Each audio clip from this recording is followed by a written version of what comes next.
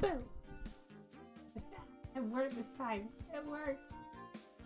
Yes. Oh wow, my throat's like ridiculous.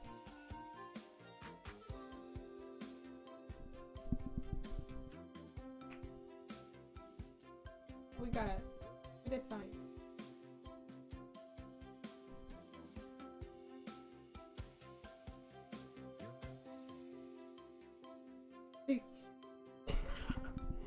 Exactly. Exactly. I'm gonna try my best, and I need to finish this because it's no joke. It's been a month since I last launched this game. That's ridiculous. Where is it?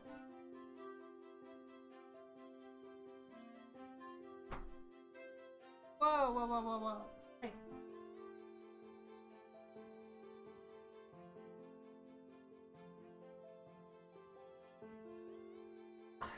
Not me unless it's scuffed.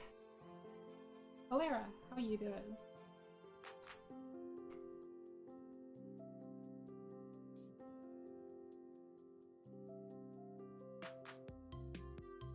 Make sure I didn't miss any of the story.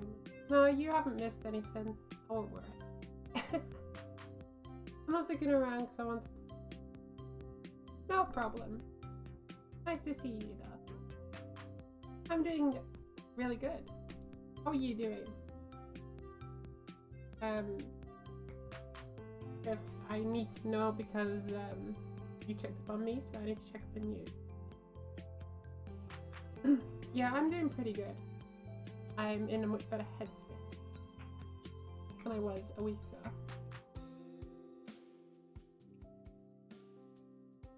What I'm not happy about... I'm glad you're doing well. What I'm not happy about is the fact that our old friend Pretzel has decided to super monetize himself. Where now everything is everything is locked, including my chill playlist.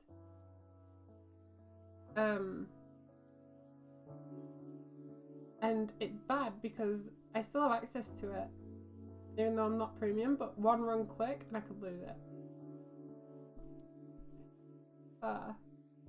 Yeah, I think I ended up burning myself out, to be quite honest. And just sitting around for like 2 hours playing Mario 64. That was enough of a break for me. Even though I only did like 2 pre-streams last week. But it's fine. It does, but hey ho, they do enough for me. I may as well just pay for the license if that happens though.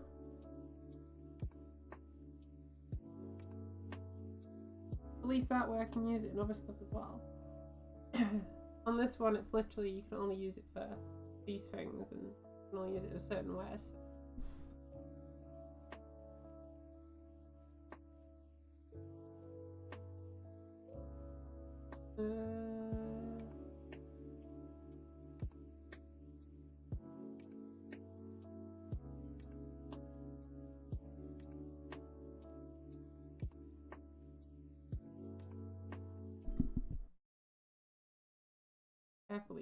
Carefully to.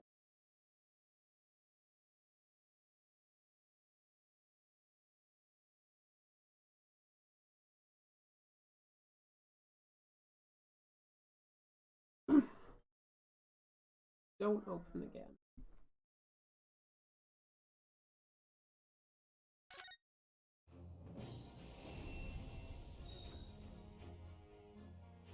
Spoilers from this point.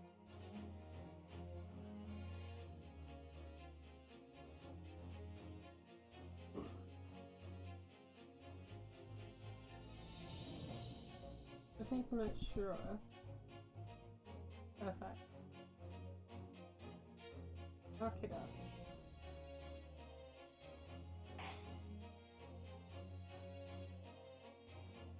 I'm trying to remember where we got to.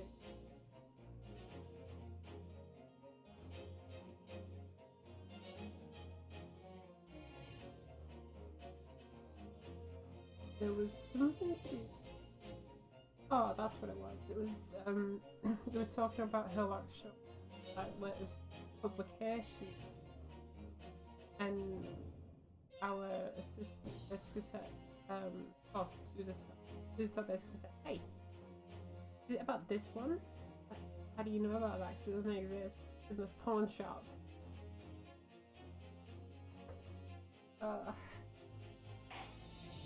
Right, we'll just carry on from there because I think that's where I quit.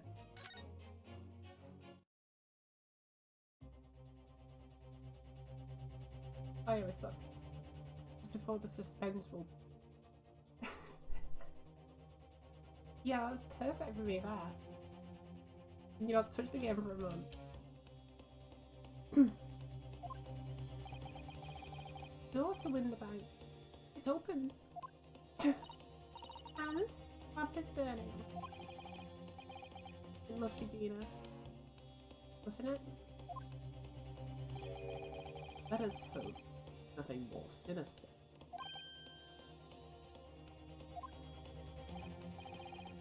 Come. Not a moment to lose. Clearly, something is afoot inside.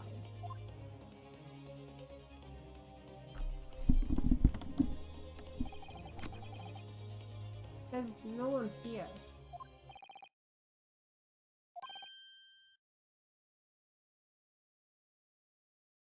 I don't think that's how that's worded. Oh yes, it is.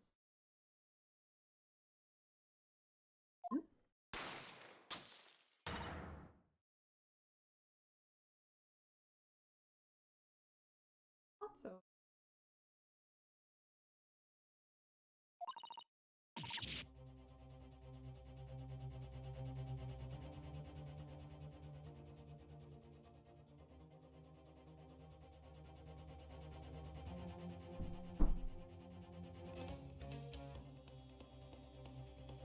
Okay, I'm done. Mr. Shum no longer here. That was the cliffhanger. What the?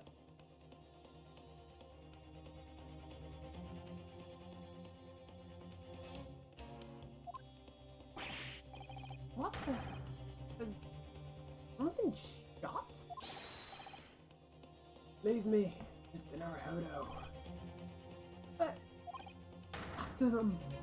Go. Right.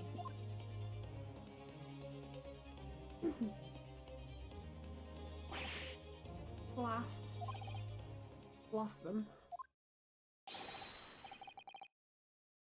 Hello, hello. What we got here then? Very unexpected. Exactly. Exactly. That was worth the run for. Alarm was raised for this pawn brokers, sir. Did you know something about that? Oh, we're getting incriminated again, aren't we? Officer, come with me. My friend, Mr. Shums, been shot. Shot?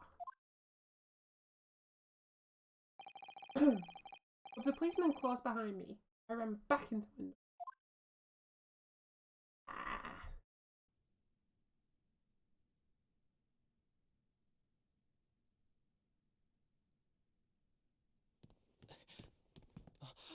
See? Mr. Sholmes! Mr. Naruhodo! How bad is it? Never mind me, but there's much at stake.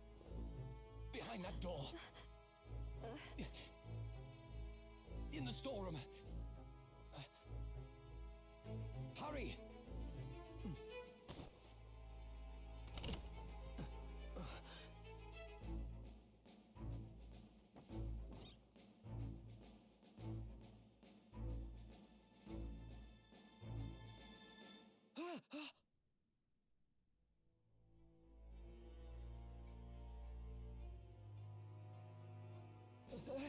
It's Gina!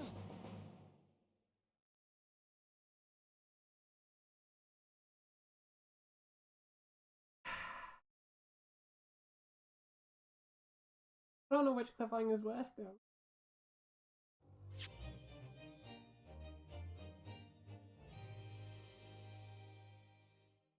Okay, so a lot transpired there over the course of 30 seconds. So not only did Mr. Sholmes get shot, Mr. Winterbank is dead, and Gina is unconscious.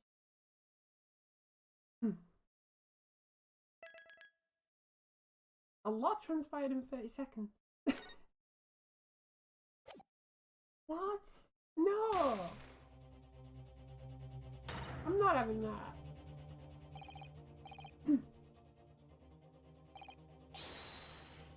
To them, go! Behind that door, in the storeroom. Hurry! Ow, the burns.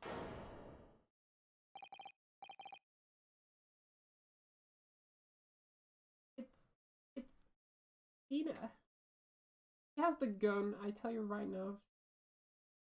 Who gets knocked unconscious with a gun in their hand?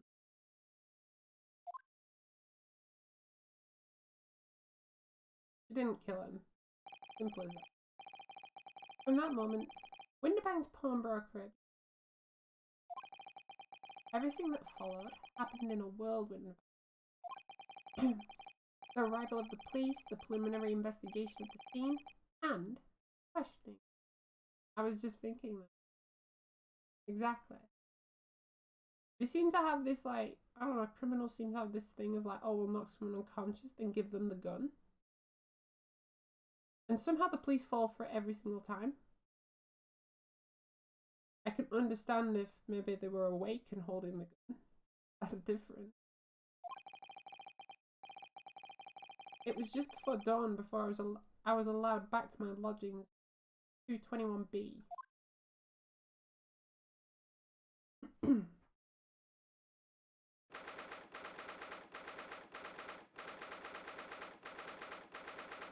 We're not going to be in the best shape. We've probably been awake all night.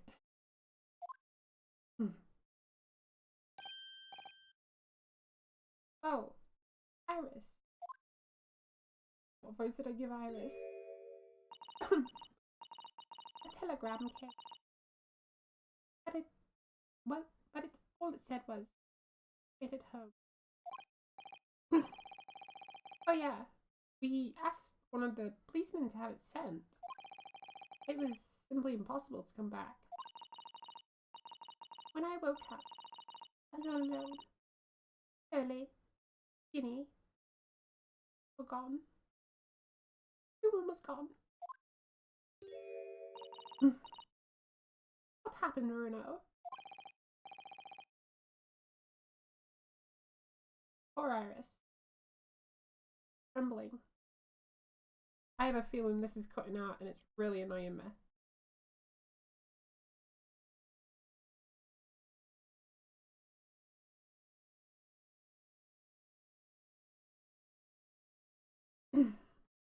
Alright, let's try that because hopefully that's better. She's obviously trying very hard not to let herself get too worried. I'll explain everything that I know. Something awful's happened, hasn't it?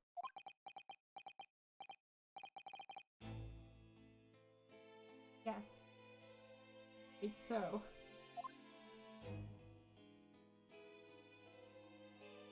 I'll start with this kind of music. I'm sorry to have to tell you this, Iris, but Mr.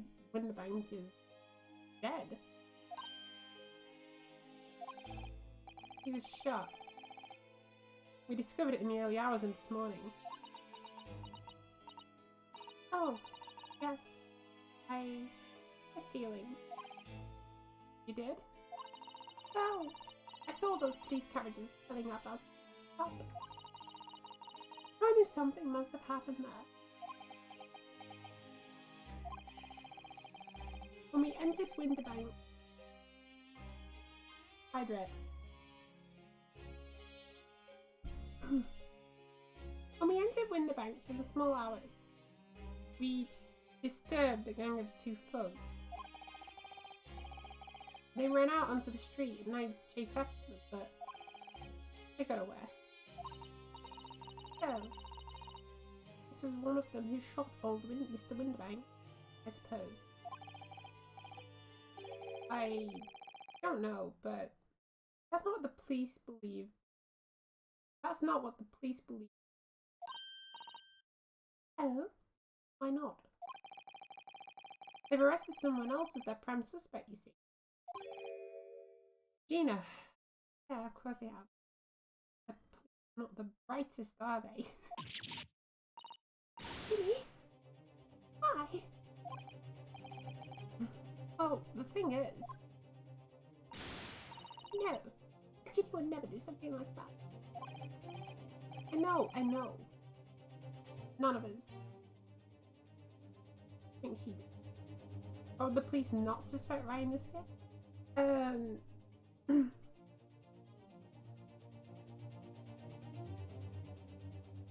I know we are a shifty character. I know we're a very shifty character. But I think the reasoning is that there was someone in the room holding a gun. To be fair though, I want to see how they're gonna like play off the whole, oh, there was actually two thugs and we chased them away, because either they're gonna insinuate we lie and we are accompanying her. I guess Jones probably said he didn't do it. He wasn't dead or anything. However, we're probably going to face a problem with this one because we are friends with Ginny. Friends. Let's put friends in quotation marks. He doesn't consider us friends.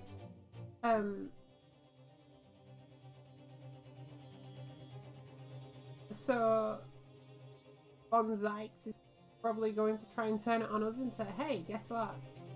You're actually friends of the accused. Of course you're going to try and get her off the hook.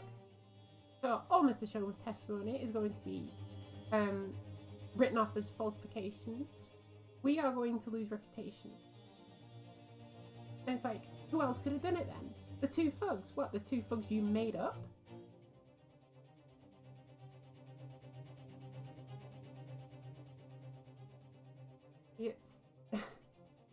It's very, very, very... I bet that's how it goes. He's going to try and turn it into, there were no thugs there. You're just covering for it.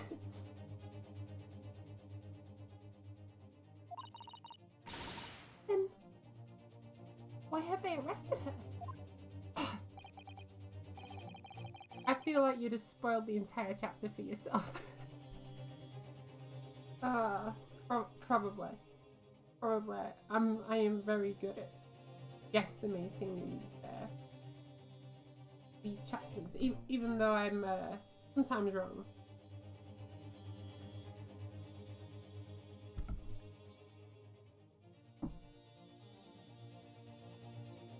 That's why it's called a guesstimate. I'm sorry. There's nothing I could do.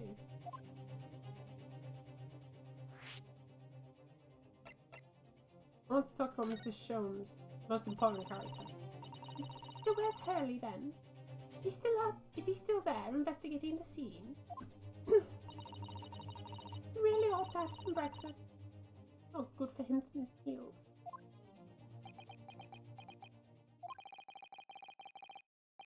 I don't want you to worry, Iris. I have some news about Mr. Sholmes. He was taken to the hospital. What?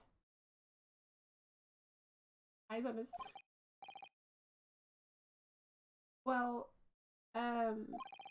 when we entered Winterbank, a gun was fired and he took a bullet. Really? Not. No. No. I feel like I'm butchering the child's voice. It's alright, it's alright. His life isn't in danger. Really? Are you sure? Where is he? Which hospital? These are Saint sinners. They're tending to him there. I must see him at once. I'm sorry, Iris, but you can't. Why not? That's not fair. I'm a family member. I should be allowed. No, I mean, nobody can see him at the moment. He's not allowed any visitors. They're preparing to operate, you see. Iris is rocking some top-tier cute goggles here. Where can I buy these? The steampunk vibe that this game operates on cannot be purchased.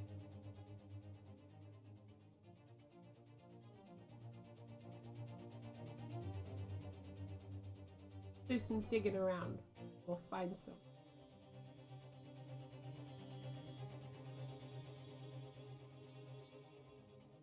Atlas, my friend. How are you doing on this lovely day? Now that we've returned from whatever the last 2 weeks have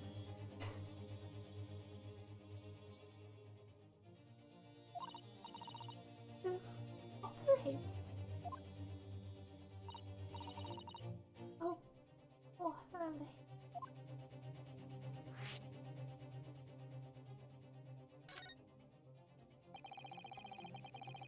It was two thugs. We were in Mr. Winterbank's shop. I'm sad that it's getting dark at 5 p.m. I don't know, it gives a nice like feel to this. I think. I am doing much better. I think what was said earlier was pretty much spot on. I think I burnt myself and needed a break. And even though I didn't take a full break, I severely reduced the output within 3 minutes. Deep breaths. Doing better. And I feel much happier as well.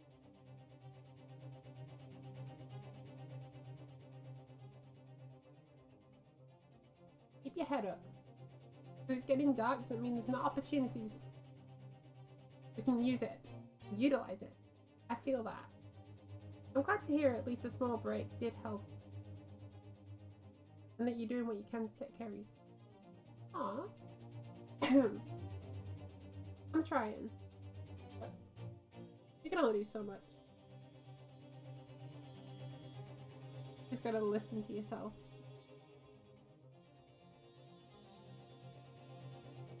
Hopefully just push through.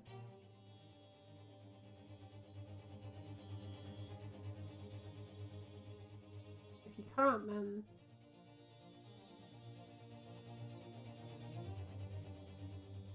you need to give yourself more.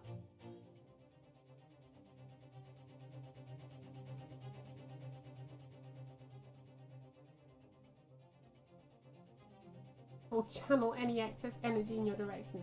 No, you need that energy.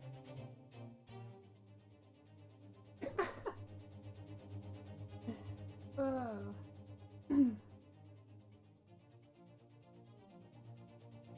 You keep that energy. You need it to wait off 5 p.m.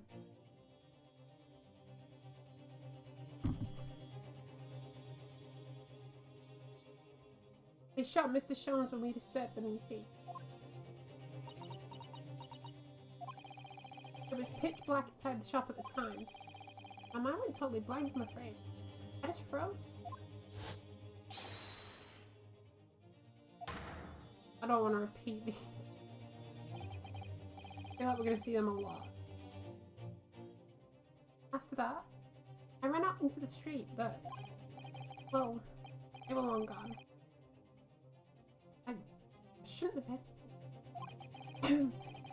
I'm sorry. It was my fault. I'll let them get away. I think that's a very good thing. Sorry? Well, if you'd seen which way they went and chased after them. Ah, God, I'm butchering a voice right. You might have been shot as well, Bruno. On top of everything else. Bear that. Oh. Iris. This girl is so pure.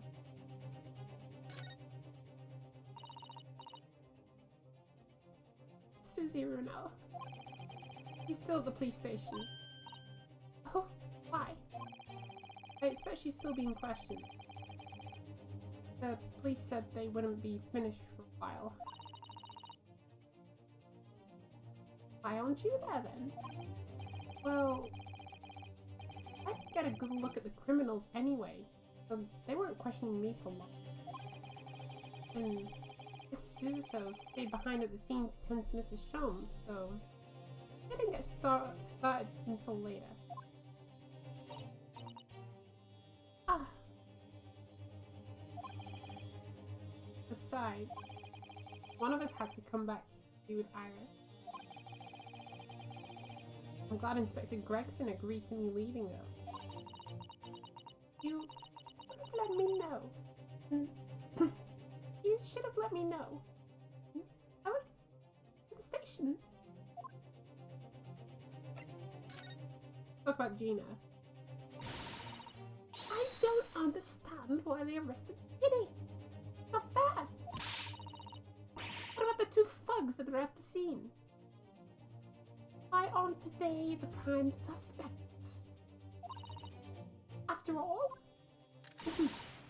they shot Hurley dead, didn't they? No. I mean, Mr. Sholmes isn't dead, Iris. This is also horrible. Thing is, Mr. Winterbank was found on the floor in the storeroom where he keeps all the deposit articles. And the storeroom door was locked from the inside. I see. But he wasn't alone in there. Gina was found next to him on the floor as well. Oh no.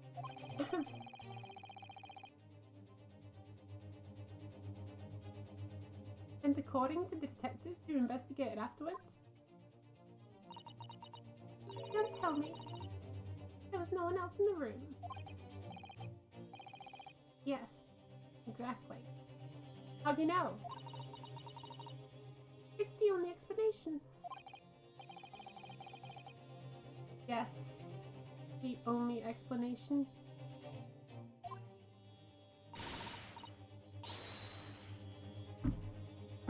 What do you mean by that, Bruno? Well? What can I say? I'm damned if I agreed. If I agree, damned if I don't. But the whole locked in the storeroom, easily explainable. I'm afraid I'll need to go out again now. There's not much I can do at the moment, but I can at least try to find out how Mr. Sholmes and Gina are getting on. I want to go too. Take me with you, Bruno. I can't stand by. I can't stand just sitting here waiting. I'm not sure how I feel about taking a 10-year-old child to the scene of a murder. Yeah, I don't know how I feel about that either. Now stay in the car, Jimmy. I'll be back in a minute.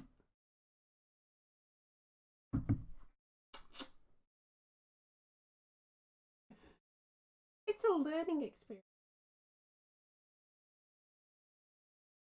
Depends what they're learning. Time for Iris to investigate stuff as well. Oh, we're gonna get some like high-tech, like super deduction by Iris. Don't you worry about that. As for the learning experience, it's depends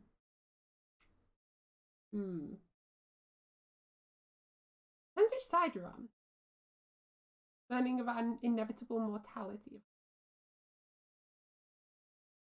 I think she's well aware of that, given all her fictional stories. Maybe she just like needs the experience to learn how to be a better writer.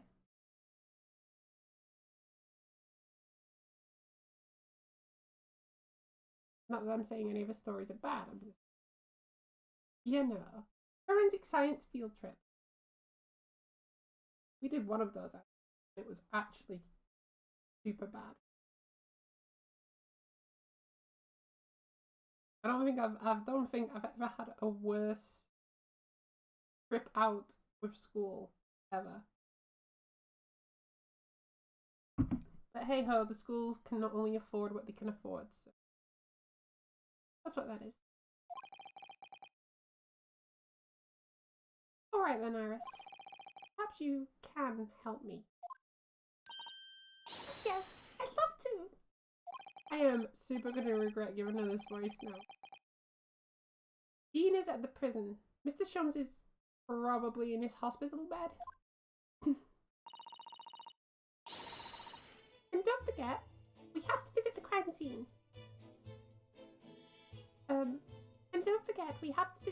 scene.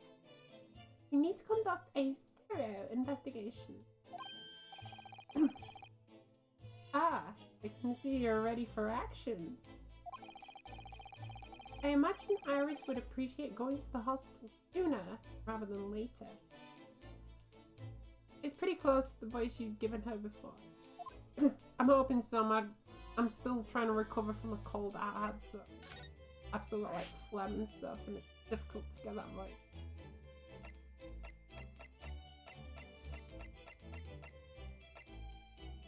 Let's go and see how Mr. Shums is doing. Hopefully I can give her the right voice.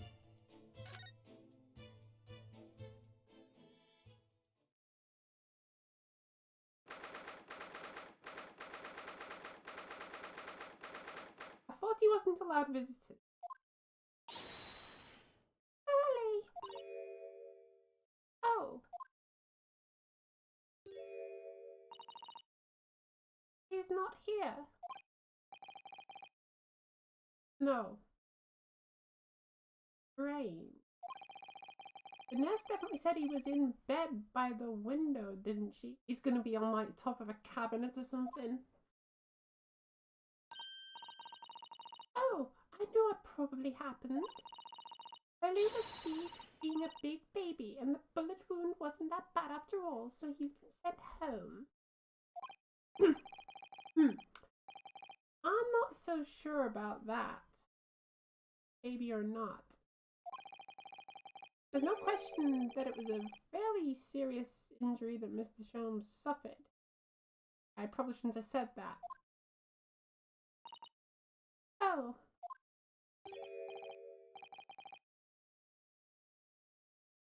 Hello, hello. What have we here? This ward's off limits. They're visiting. So what you doing here? Eh? Oh, I'd have to know. Where Hurley's next of kin? Oh. But begging your pardon then, Mom. Yeah?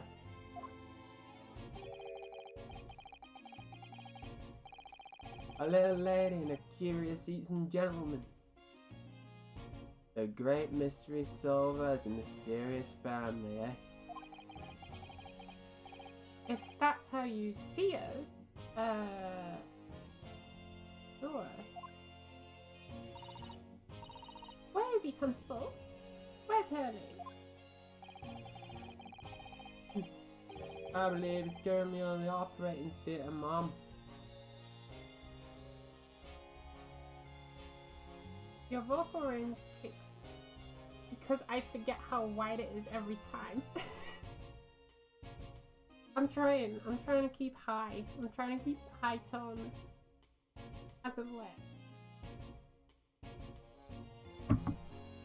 And all that seems to do is accentuate my lower tone for whatever reason. But it makes my higher tones worse.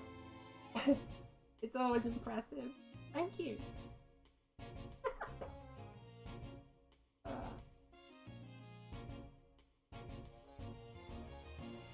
Part of me's glad I can do it, and part of me's glad I can. Part of me's really pushed away that I can't. He's undergoing an extensive operation. Extensive? It's been several hours since we went in. Since you went in. Oh dear. Is it gonna be alright? It doesn't appear to be working, you see. What?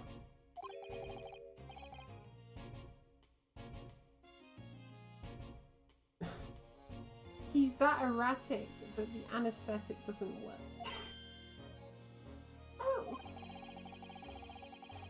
I've heard a report of a gentleman claims he might have had a little too much to drink last night. Coffee, that is. Story of my life.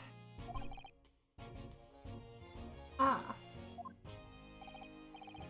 Anyway, I think it'd be fair to assume that won't be back for several hours yet. What voice is that? I see. Thank you, Constable. Perhaps we should leave and come back later. Absolutely wasted on coffee? Oh yeah, 24/7.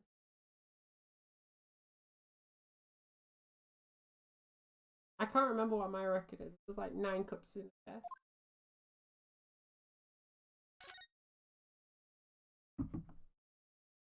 Granted, I was like 17, so that's... Good lord.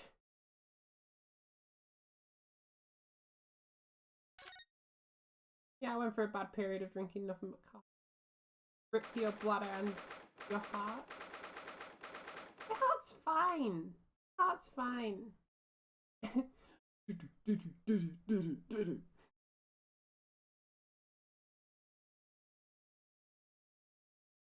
It's weird. I don't have any palpitations. I've had absolutely no health effects from drinking it. 9 cups a day. Do you have a doctor that lives with you? It's not 9 cups a day. It's not 9 cups a day. I had one day I had 9 cups.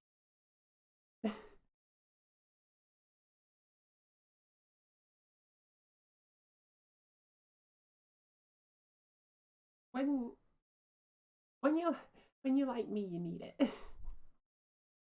I can't work without it. I have one now, just as we're speaking.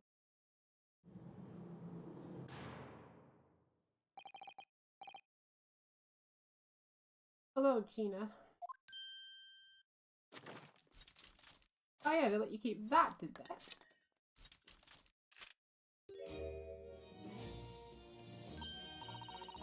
Oh, you still have the grenade launcher Hurley and I made.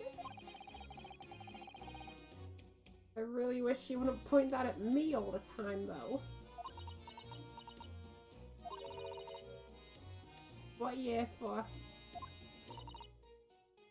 Ginny? I have a feeling it's because of us you've ended up in this trouble. So, we were thinking that we might be able to help you. Well, you can't. Sorry? You heard. Get lost. Don't be like that, Ginny. No, you didn't do it. You'd never shoot someone. I just knew you wouldn't. You think you know me? Pull the other one. Oh? You ain't got the first idea about the likes of me. I'm a thief. Pinch people's purses when they're walking down the street. That's how I get by. And if I saw me chance, I'd sneak into a pawn shop any day of the week.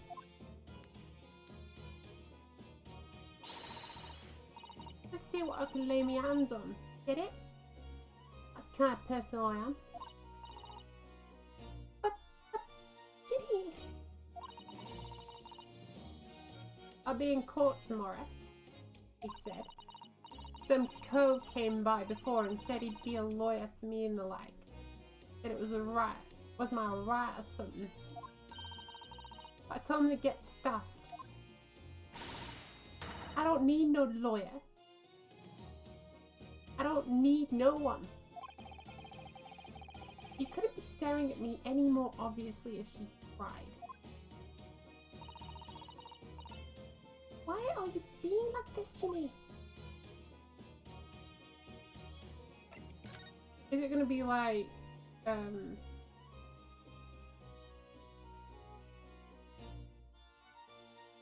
he's got like mad sunger, like, I don't like it. I don't understand, Gina. Why'd you send the public defender away? He wanted me to sign some papers representing patients, something like that. It's all gonna be rigged anyway. The old trial. They'll pin it on me because I'm a kid. That's what grown-ups always do.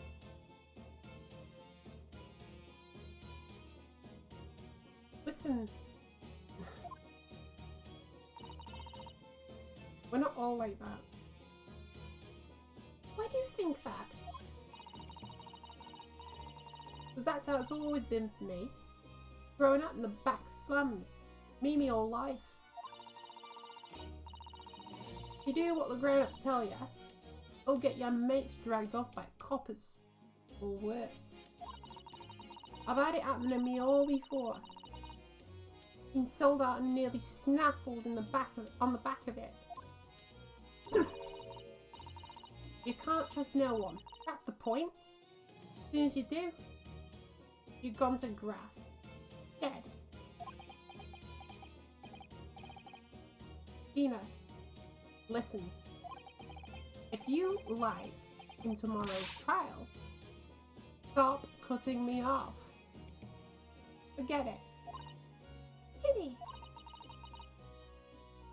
don't you trust Runo? Nah, I don't. Look, I'll ask you nicely now. Just leave me alone.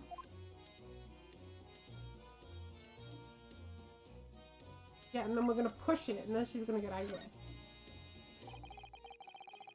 Will you tell us what happened, Gina? Last night at the pawnbroker's. There's nothing to tell. I figured it'd pay me, so I brought into the place and started going through the storeroom. The old bloke walked in on me and you know the rest. But why, Ginny? Why would you do that? Ain't it obvious? Place full of stuff I can sell for a shilling or two. Driving ain't easy, you know. A lot of work. And half the time you don't even get nothing.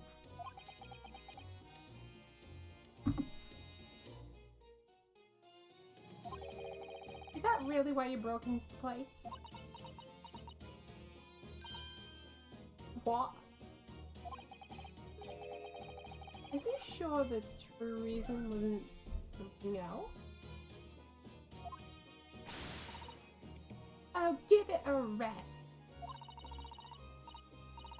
What would be the point anyway, eh? Nothing I can say and make a blind bit of difference. Please tell us, Ginny. We'll believe you. Whatever it is. I keep falling back to this pure British rather than like high-pitched Brit. Believe me. Don't be daft. You can't believe nothing. Everyone lies all the time. And you know what? When it comes to liars, I'm the biggest of the lot. I've told some unforgivable I have. What do you mean by that? What unforgivable lie? Wrong voice.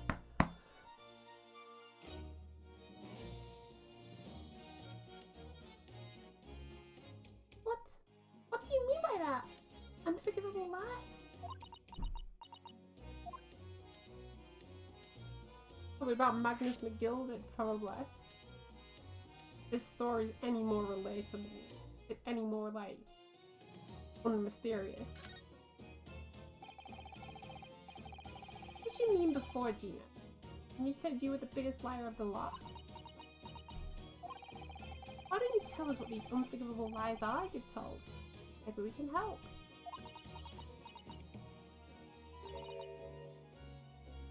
Sorry. We're out of time.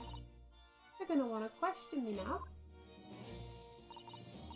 Ginny, please. Oh, yeah. I want to give you this. Remember me by.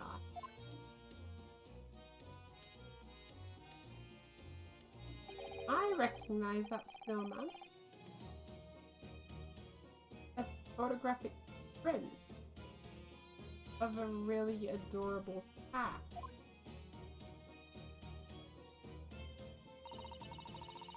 I found it in one of the pockets of this coat. Ain't no point in me having it. I wonder what a little photograph like that would be doing in the pocket of an overcoat. Anyway, don't bother coming again. Bye. Oh, gee. She's not exactly the most welcoming person, is she?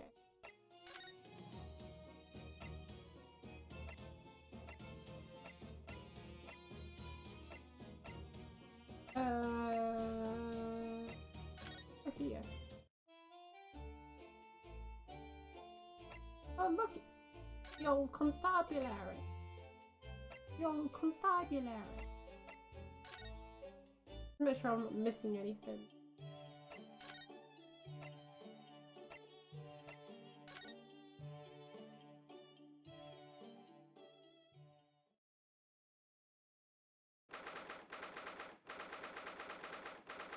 You know what, we should let our police wear that uniform now. And I guarantee more people would actually want to do that job.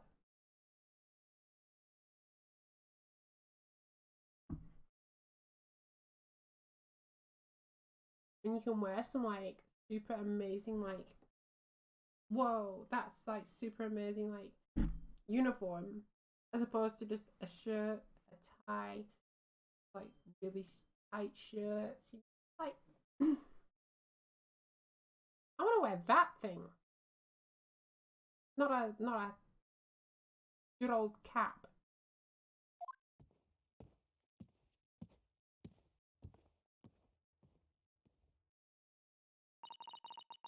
This is where it happened then. Last night. Right. Two thugs that I told you about were obviously ransacking, looking for valuables.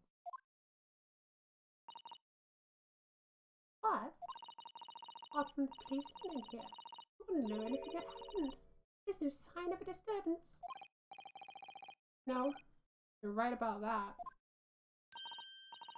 In fact, if anyone, it's the police who seem to be the ones doing the ransacking. I know what you mean. Like a gang of organised criminals dressed in all black.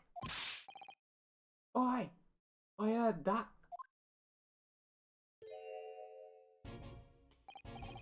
Oh, Inspector, good morning. We weren't talking about you, of course. I suppose I ought to thank you about your vigilance last night. We got to the scene just before it was disturbed the least. Shame you let two rogues get away, mind. Yes. Sorry about that. I thought you'd find extra men to beat around here, Gregsy. Gregsy. Now, look. What's happened? Ellie's been injured because there weren't enough police on duty.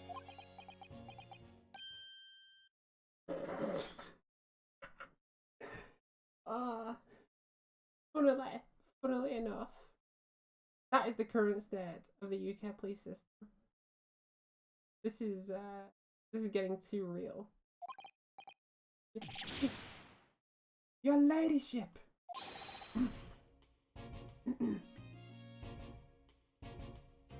No one told me you were coming. I expect you to take full responsibility for what happened to her and see to it he has the best medical care. Of course, your ladyship. The very best doctors are in the capital are tending to him as we speak. And I don't think it's Runo's fault. The rogues managed to get away, is it? Chasing criminals. The police's job. Absolutely, your ladyship. As you say, ma'am. As you say.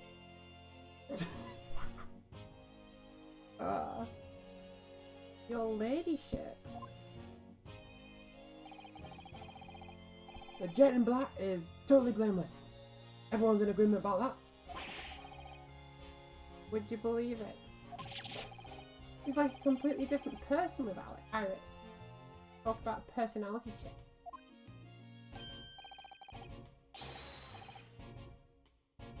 Oh, where are me manners? Are you thirsty, your ladyship? Perhaps you'd like juice. Nice, refreshing fruit juice. Oh, why? Are you thirsty, Gregsy? I'll have some of my special herbal I have some of my special herbal tea with me, if you'd like some.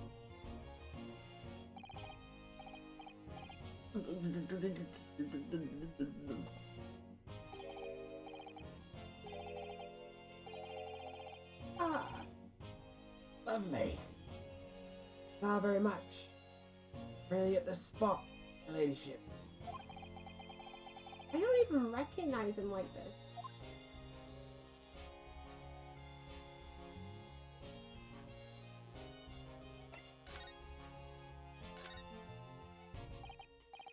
So, how's the investigation going, Inspector?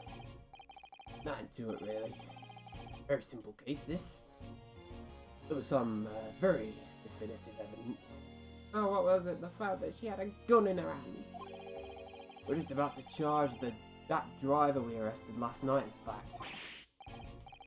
Tina, you're going to charge her? That's right. We'll be able to bring her before the judge at the Bailey tomorrow. Definitive evidence. What is it? Come on, hear me. Your ladyship, as much as I wish I could oblige you, he'd... Ah, I see. You've already captured the pair of thugs who broke in here last night, haven't you? What the? And you're going to put them on the stand as witnesses, are you? How could you... How could you possibly know that? I had a feeling, that's all. Remind me to never try and keep a secret from Iris. So basically, we need to keep our secrets from Mr. Holmes. But we can't keep them from Iris. That is one thing I remember. So you've arrested the two men who shot Mr. Sholmes, have you? Well, yeah. They were rounded up pretty quickly by the lads on the beat. And Miss Lestrade is being held at the prison. She should be. That's assuming she hadn't lifted the key from the jailer, of course.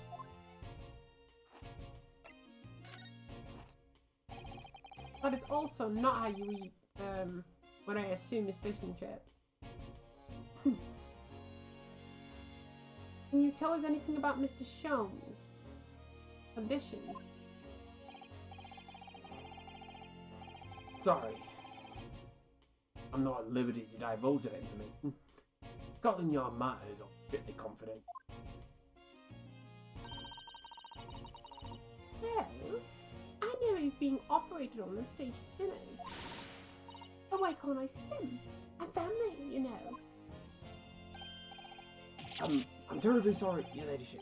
It's the hospital's policy. No visiting at all. Oh,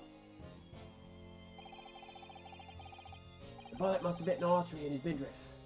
He's lost a bit of blood. oh, no. It didn't seem too bad in the first hour or so. But an hemorrhage like that is enough to make even the one and only Sholmes pipe down.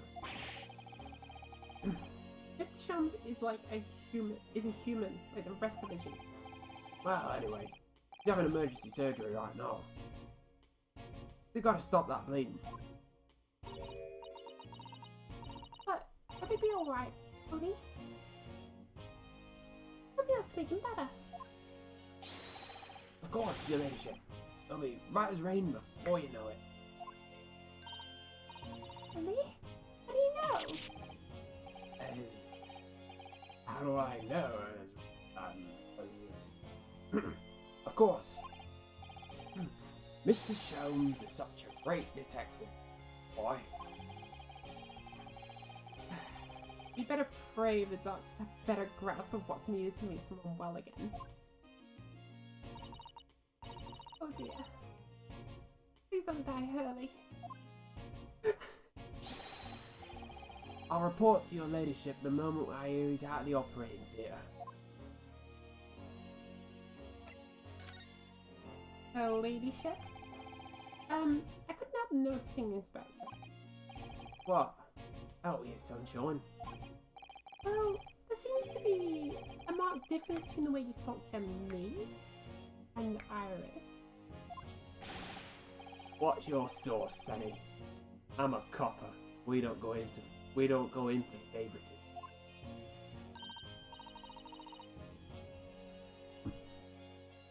He's right. You treat us so differently.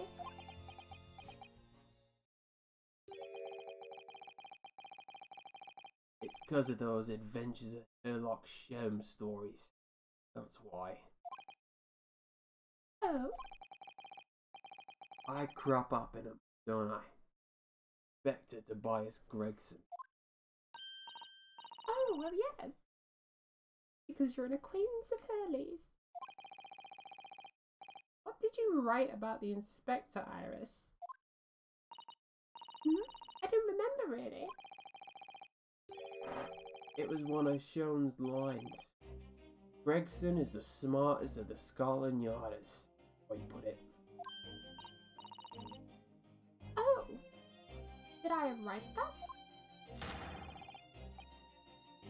And you know what that one line did for me, eh?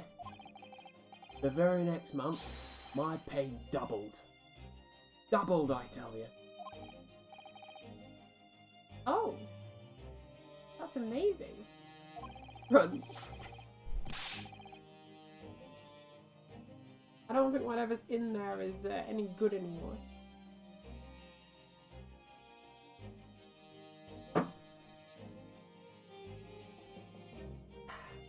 Now we're in the amount of caffeine.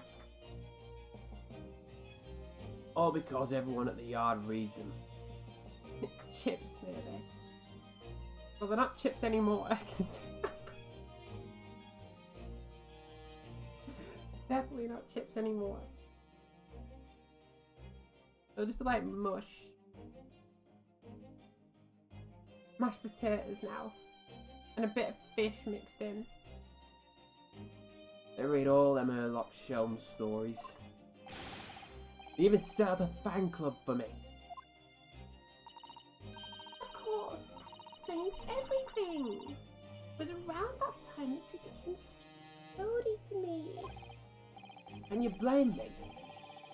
All it takes is one bad word from you and Sholmes, it could change the tone about me. You actually just look like potato slices. That's kind of true. They'll be, because it's the old times, there'd be skin on them. I think they'll just leave the skin on them. They're not like these days.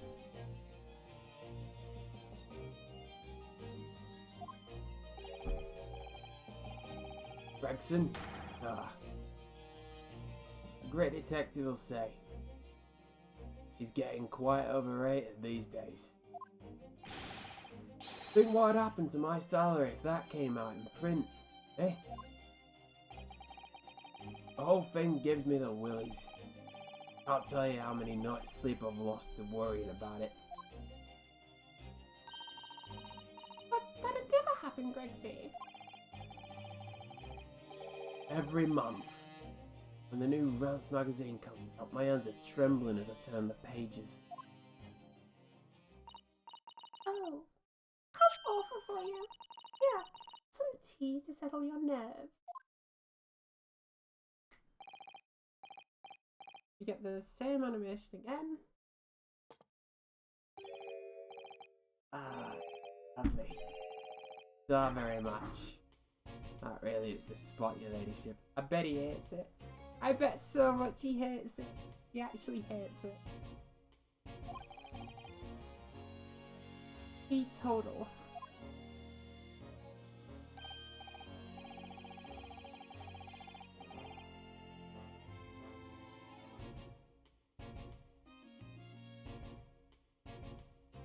Oh yeah, there's something I was supposed to talk to you about actually, Mr. Naruhodo. Yes? Is it? I've got an important message for you. I clean forgot about it until now. An important message? What that could be?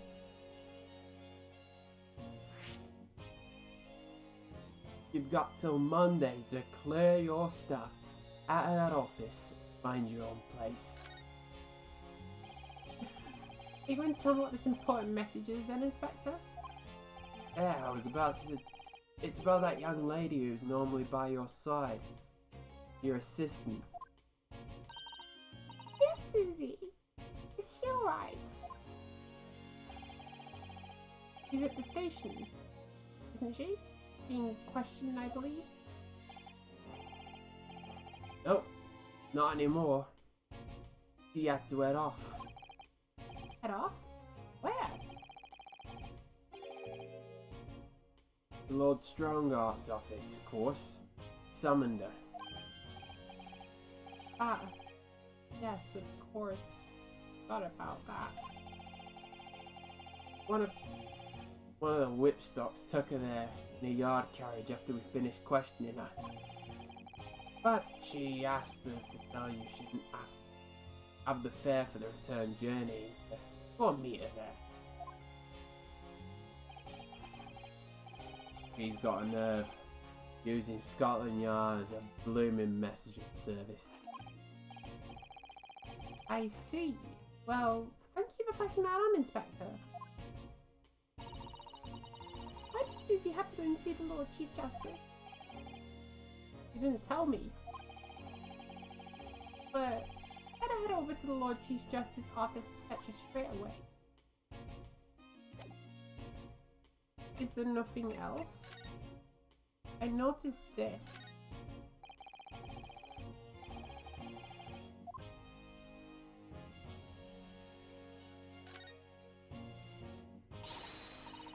Alrighty then, let's see what we can uncover. Oi! What do you think you're doing, Sunshine? You can't touch anything in here. Oh, but we were hoping to investigate. This is a crime scene for Pete's sake. No touching. What's the problem, Gregsy? Bruno's a lawyer. You know that. Oh, I'm ever so sorry, your ladyship. Ever so sorry. The rules and regulations are a thorn in my side. Of course, if Mr. Naruhodo was to be properly appointed by the accused, that'd be another matter. The accused. If you could show me some representation papers, I'd be only too happy to let you nose around. Did you hear that, Bruno? We need Ginny to sign some representation papers. It looks like presenting the detective here with the correct paperwork is the only way. so I can't investigate.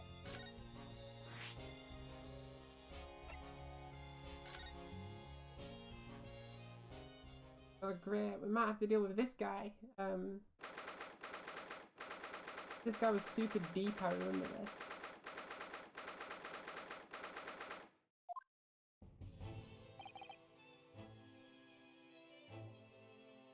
Yes. No matter how many times I come here, I always get the same sense of oppressiveness somehow. You think this place is oppressive? I think it's normal. How so? I mean, look at that suit of armor over there. You can't take that seriously, can you? Maybe it thinks the same about you. So everything is clear with regard to arrangement. Yes, thank you very much.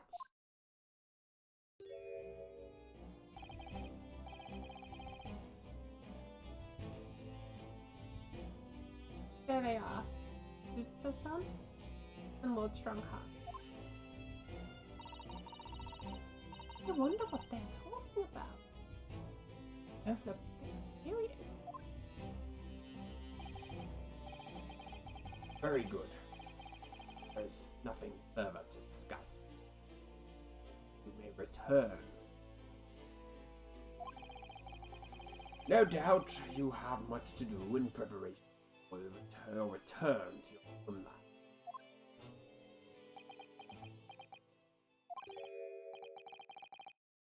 Wait, what did he just say?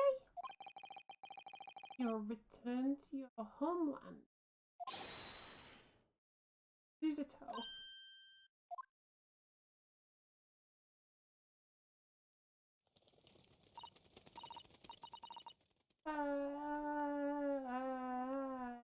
Mr.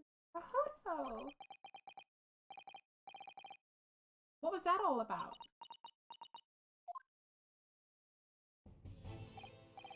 Ah, Mr. Naruhodo. Thank you for coming to collect your colleague. What's this all about? Why are you talking about Miss Suzuto's return to her homeland? And tomorrow?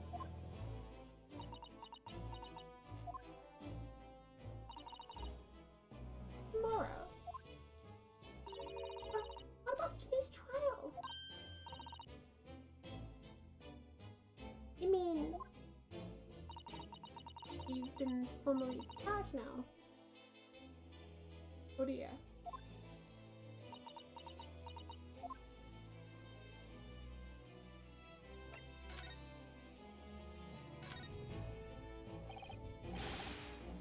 What is this all about? Oh, please don't concern yourself, Mr. Naruhodo. Look at me going back to Japan. Your life here continue just as... That's not what I asked. What happened? Why are you leaving?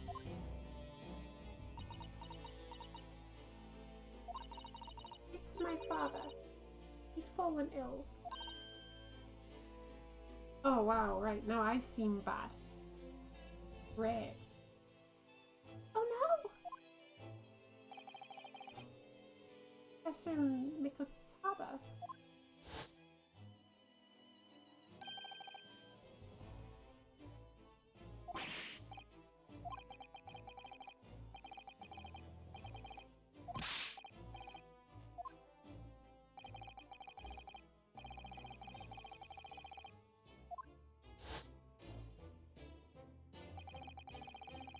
We received an international telegram from the Empire of Japan informing us news. 10 days ago, father collapsed with fever. The cause? Apparently unknown. And it seems he grows weaker day by day. I don't believe it. As you are aware, The voyage from here to your country's capital, Tokyo, will take some 50 days.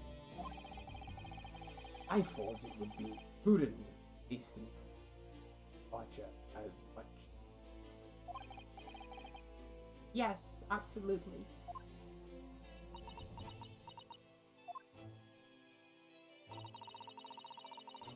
I will leave London first thing tomorrow morning.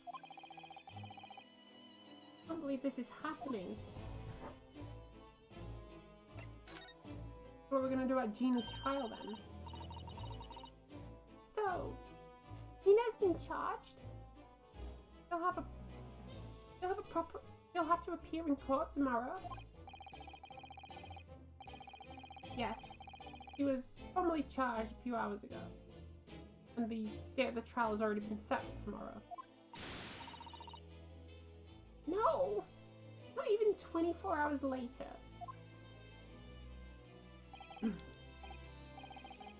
Gina. Ah, the Lestrade girl. Murder of the biggest pawnbroker, yes?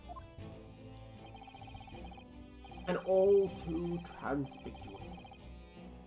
Pickpocket was clearly disturbed mid-robbery and shot back. No. The yard is overstretched about wasting time on these open and shut cases. It's not wasting time.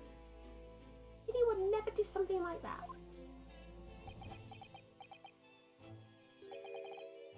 Mr. Naruhodo. Oh, yes, Lord Strongheart. In deference to your fine service, I shall overlook this young girl's insolence. But I have no record of admitting a child in my office.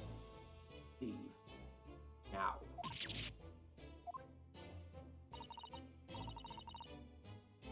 Of course, Lord Strongheart. Criminals will tell the most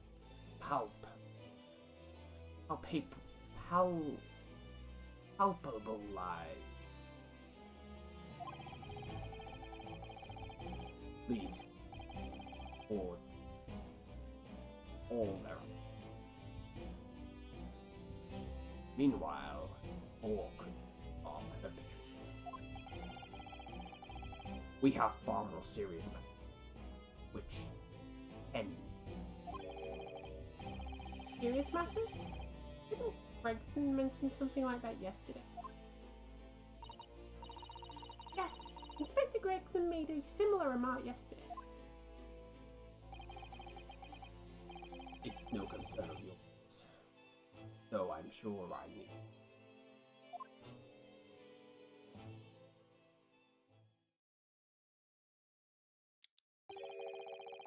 3 minutes precisely. Excuse me.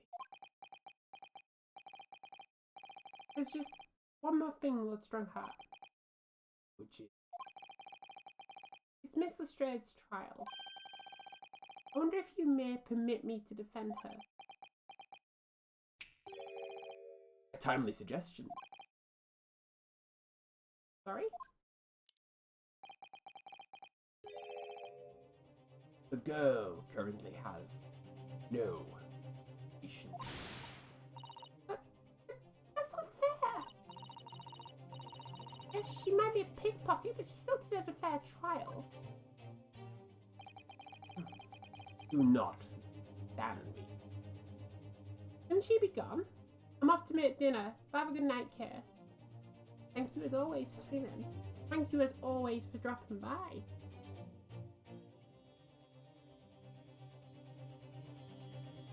I hope you have a wonderful night too.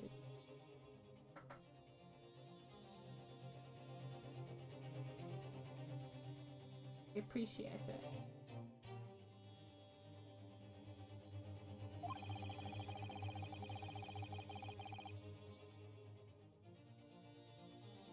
The government provides of those too poor to afford representation with a public defender. The accused need only sign the relevant paperwork, and a defense barrister will be assigned. However, the young girl in question has refused that. Why would you do that? A question you would do well to direct to Miss Lee. You'll find her at the local prison.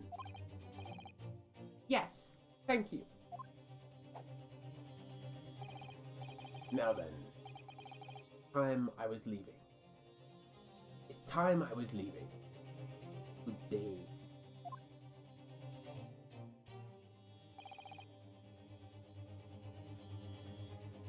What a day.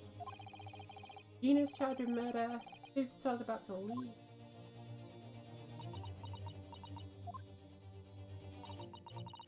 Come, Mr. Naruhodo. Iris. We must make haste. But, Susie... You're leaving for Japan only tomorrow, aren't you? Don't you have packing and things to do? As Mr. Naruhodo's judicial assistant, my personal circumstances are of no consequence. My sole purpose remains to help you in whatever way I can. Thank you, Mrs. That's a very pensive look. I think we ought to visit Gina first. In any case, I should like to wish her well before I leave.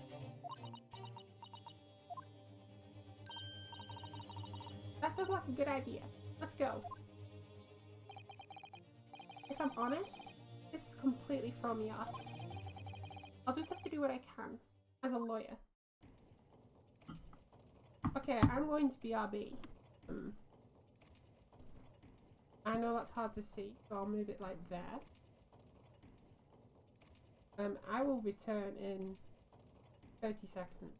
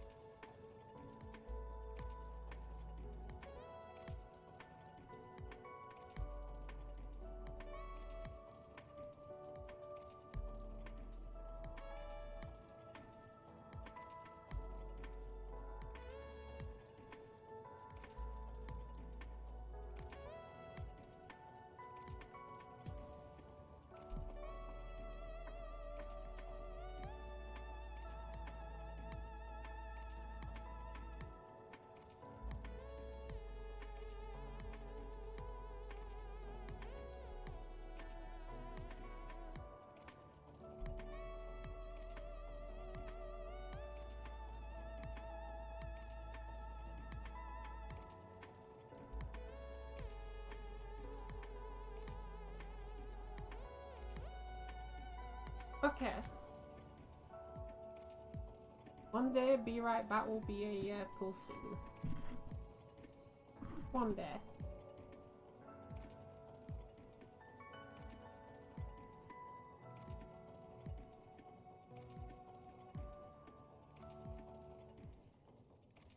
Yeah, whatever you do.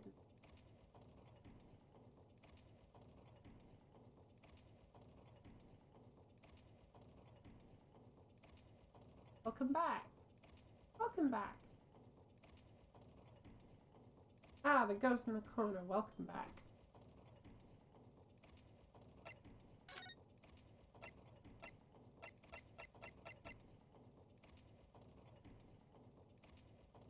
Oh, I'm a...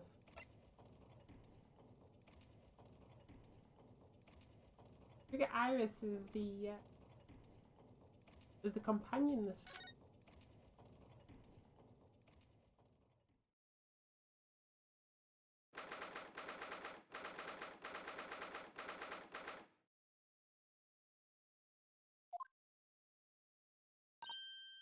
Thank you for the welcome back. Ah. Hello again, Gina.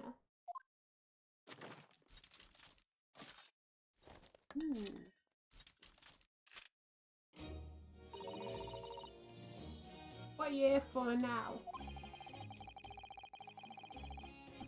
Have that muzzle of the muzzle of that grenade launcher shoved in our faces yet again, obviously.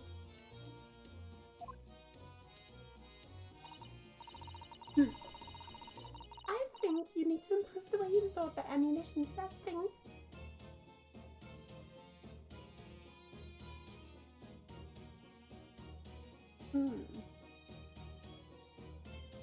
Not sure about the wording of that. I think you need to improve the way you load ammunition into that thing, don't I? That doesn't make sense. It's don't you. Don't I?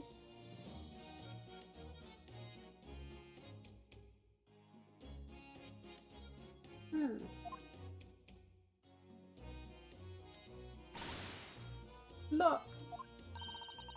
You can come as many times as you like, but I ain't got nothing more to say.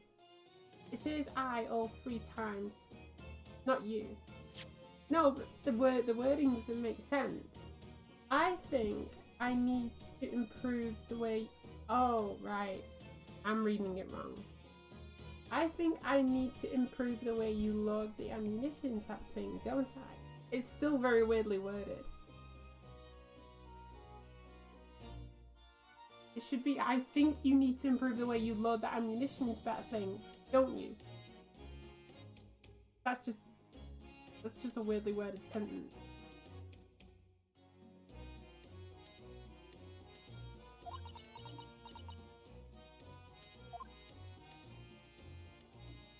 I'm not happy. It is. Definitely is.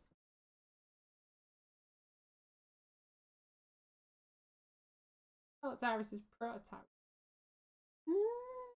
Define prototype. It probably is just a prototype. In which case, we're probably going to get like some super awesome version of it. Well, Iris carries that around anyway, so it makes no difference. Gina, I wonder if you might hear me out. There's something I'd like to say.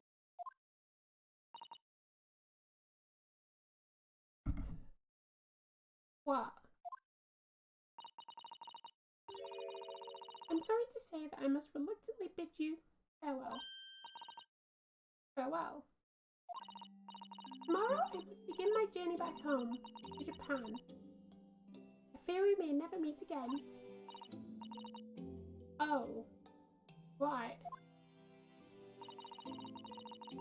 I've had the pleasure of meeting so many lovely people here in London. I have so many wonderful memories. And yet, things stand now. It will be a glum parting indeed. Poor Iris is so miserable. Susie. Well, that ain't my business. If Iris and Mr. Naruhodo believe you to be Gina, they put their faith in you. Somehow you can't find it in your heart to put your faith in them. Yeah, that's right. I can't. What of it? It grieves me so greatly to have to say goodbye to my friends when they are so clearly unhappy. He's guilt tripping her. Because of you. What? It's my fault? Yes. I have one final request, Gina, before our paths never cross again. Right here and now, I want you to show both of them that you don't deserve faith they've invested in you.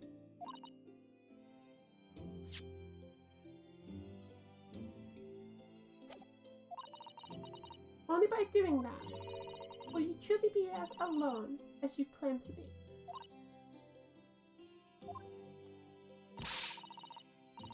What are you talking about? What do you expect me to do, eh? You've told us that everyone lies. Prove it! By admitting one of your own untruths.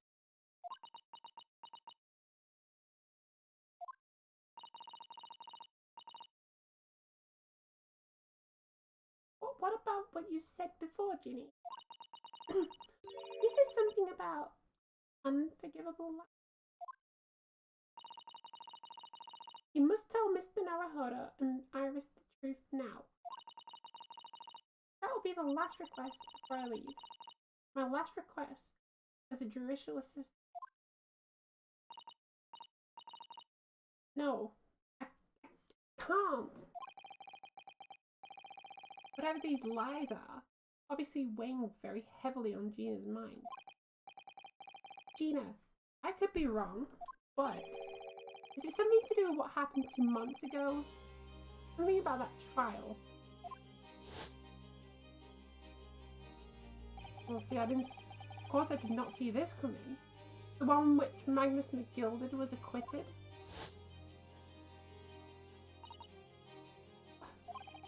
The case of that mysterious murder that took place inside the omnibus. You were called as a witness by the prosecution. Is that what this is about? Yeah, you're right. Because in that trial, I lied. I lied like you wouldn't believe. Will you tell us about it now?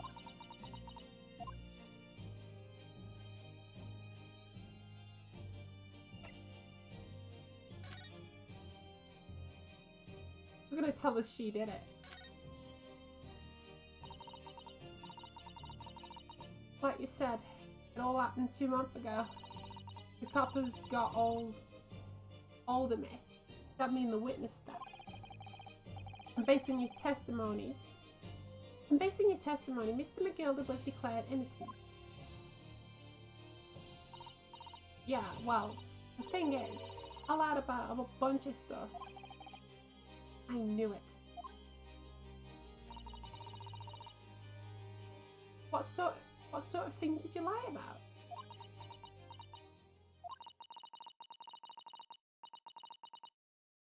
I was hiding under the seat that night. That was the truth.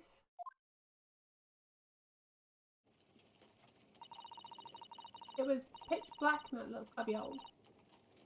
Can't see a thing. And then I heard a loud thud, like someone falling at the floor. And that's when Mr. McGill discovered you? Yeah.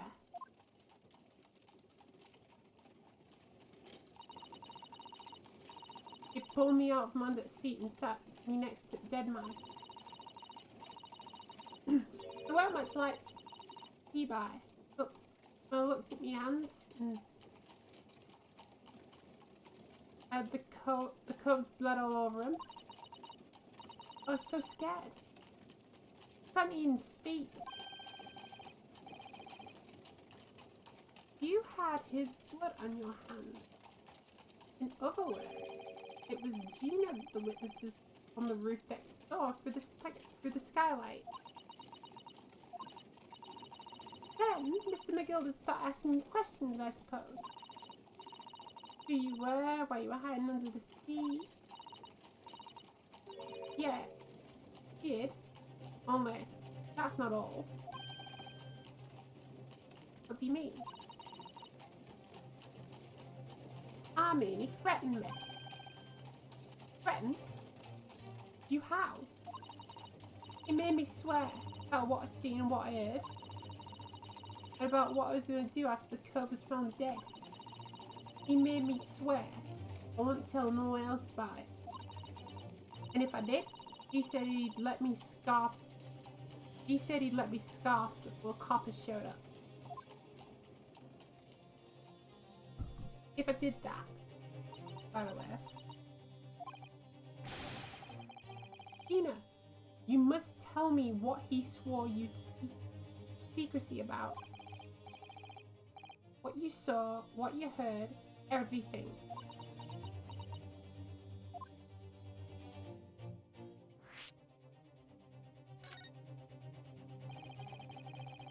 No, the truth comes out. He was guilty all along. You said McGilden made you swear not to tell anyone what you saw. But you were in the pitch black compartment under the seat the whole time, weren't you? Yes. Mr. McGilden sitting above your head, if I remember correctly. Yeah, that's true. But it was when I heard the foot of the cove hitting the floor. I let out a scream, you see. Couldn't help it. McGilda heard that and dragged me out by my arm. And that's when I saw it. It was on the floor next to the old geezer who had been stabbed. A disc, all bright and shiny.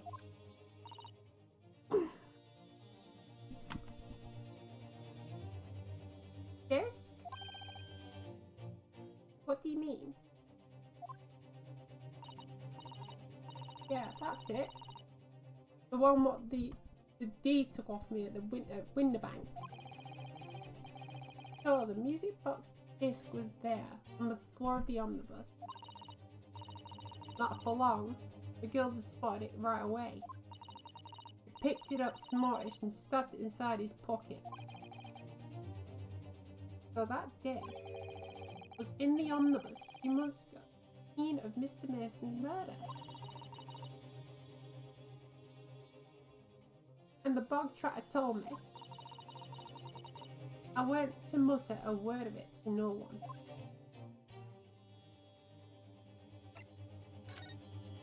What's so important about these discs?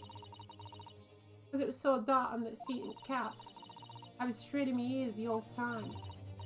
After a while, I heard Doran footsteps inside the cabin. Presumably that was McGilda getting on board. Nah, not only him. Oh. But I could definitely make out the footsteps of 2 people. In that case, it seemed likely that Mr. McGilden and the victim, Mr. Weiss Fried Mason, fired.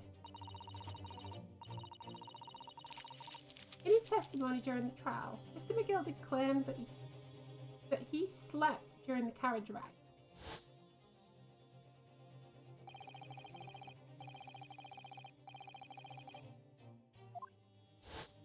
This proves that people can kind of like lie straight through the teeth, isn't it? And your old testimony, Gina, supported his.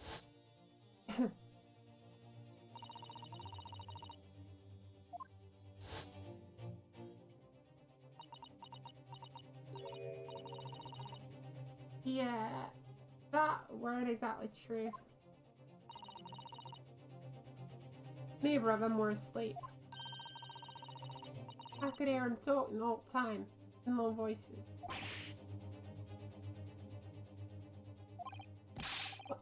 What were they talking about?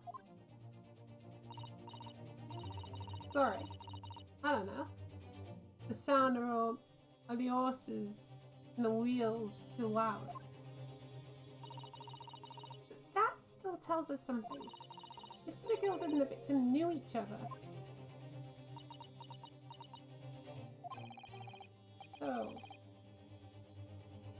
McGilden was lying, as I suspected.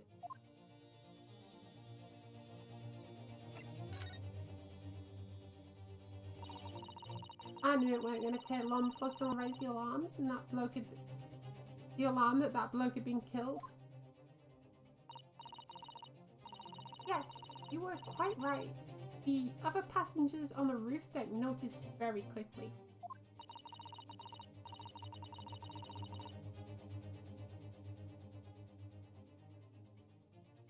So when the cab came to a stop, McGilda told me to eye back under the seat again. I climbed in and waited. Two curb smoked up ran to get the coppers. Yes, Mr. Fairplay and Mr. First. Right after they had gone, McGilda asked the driver to do him a favour. A favour?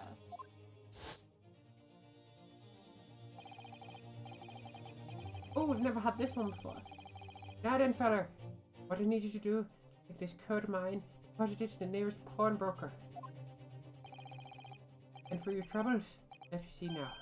Aye, I'll give you 10 guinea.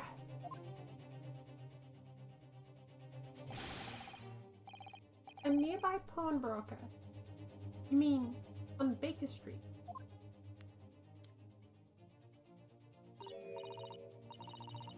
Yep. You got it. It was Winterbank. Coachy snapped at the money and ran to pop up. Try that again. The coachy snapped his money and ran off up this coat as fast as he could. Then there was no one left in the car. McGilda opened the box from under the seat and let me get out of there, but not without condition. I see.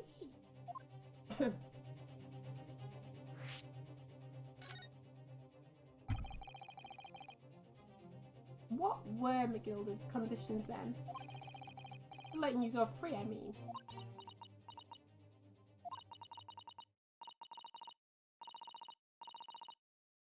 Not telling a soul.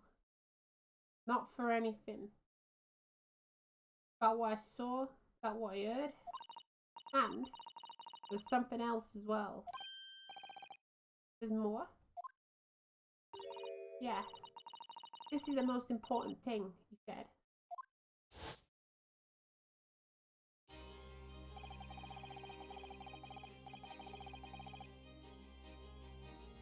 I'm after sending a little coachman on an errand for me, and some small change in his hand. Now then, did you hear what I asked of him? Did you see anything at all? At all? You asked. I'm gonna pop your weasel, right? Aye. Hold on. You asked I'm gonna pop your weasel, right? Aye. The fiend's taking me overcoat to deposit the pawnbrokers hereabouts. And I want you, lass. Takes the redemption ticket for it. You understand? What? You want me to have a ticket? That's right. And I'll come fetch it for you later. Sometime within the next 2 months. You're to hang on to it till then. That's clear. Whatever you do, don't lose it. Oh, right then. And in case I might happen to be delayed at all, you're to go to the pawnbroker Winterbank. So it is. And the extended loan of 2 months is up. If you forget, the order could be forfeit, and any old fiend could come along and buy it. But I ain't got that kind of brass. Here's £5. That'd be enough. Do we understand each other, lass? You don't try anything funny now. Go against me. Yeah, I get it. Good. One more thing. In a few days from now, you'll be visited by the police. No doubt. Coppers? Aye.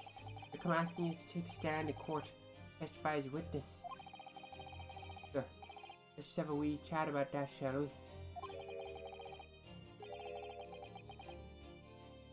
what it is that you might say is that you won't.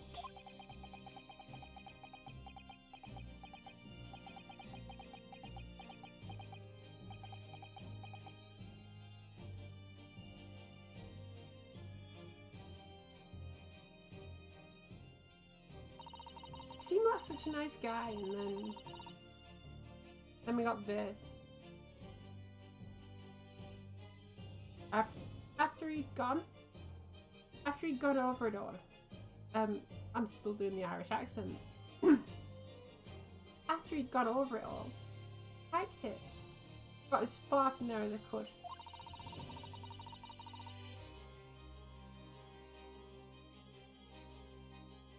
He hid the pawnbroker's ticket in some bushes near the scene. I went to fetch it the next day once it got dark. So, the Gilded planned it. And coerced Gina into giving false testimony.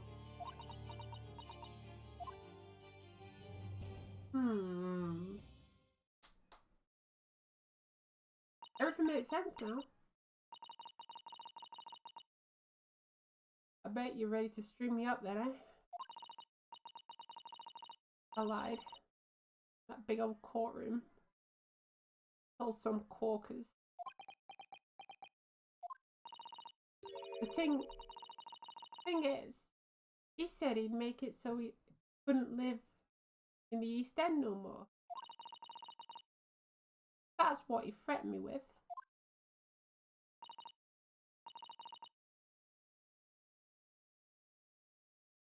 What a wicked man. He knew everything what went on in the back slums. He knew we had no one to look after it. And we was all just looking out for each other. Getting by together. So you mean Mr. McGilded would have in an heartbeat? He could have had a lot of us chased out of there if he wanted. And then? Where could we have gone, eh? Nowhere. That's where. So, I didn't have no choice. Thank you, Gina, for telling us everything. But, I'm in for it now, eh? Go on, admit it. You must be livid. Well, you can make amends by doing me a simple favour. A favour? What?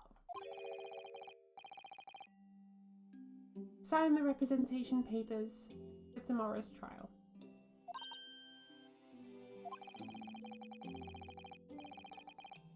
If you don't actually want me to represent you in court, you can rip it up later.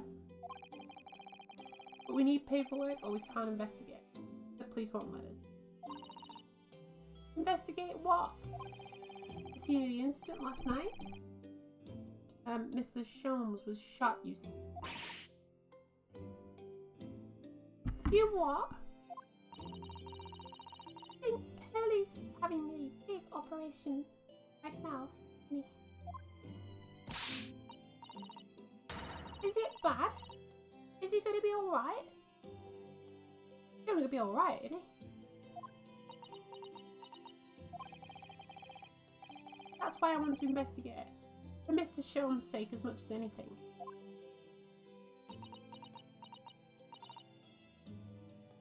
Right. So, what you're saying is if I sign that bit of paper there, everyone's happy? Is that it? Something like that. Miss Susato? Yes, of course. We have the representation papers here.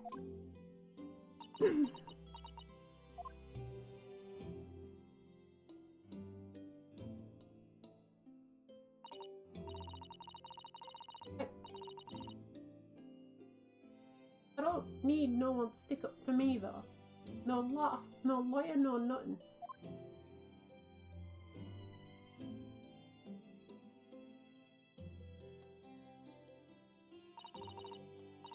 Oh, Ginny, you seem so lonely. Hey, but we got the papers, right? Well, at least this should mean we can investigate the scene at Winterbanks then. perhaps we can come back to visit Ginny when we're done there.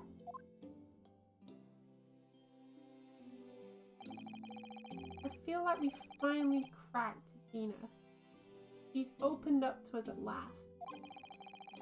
And now I have her representation paper.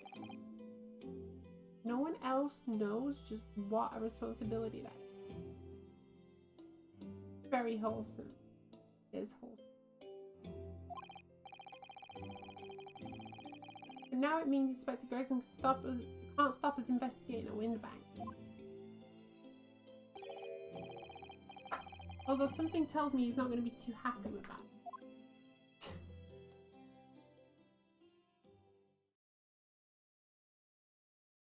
It now proves why she was like really hesitant about it the whole time.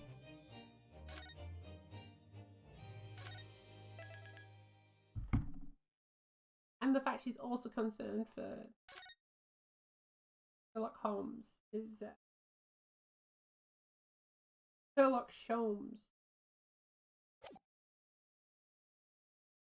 is actually like kind of cute in a way.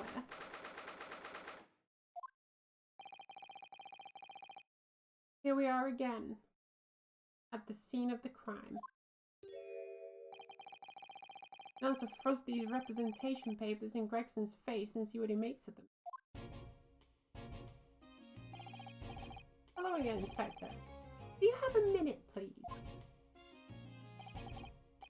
What is it now? Go home and get some rest. Here you are, Gertrude. Here are the representation papers.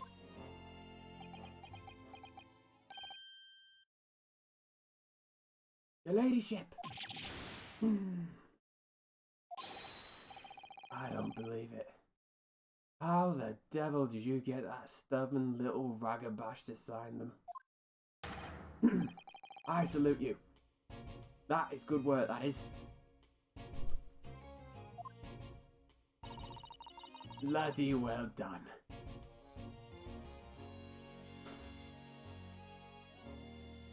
I can see you've been very busy here as well. How about some tea? It's a special blend designed to relieve fatigue.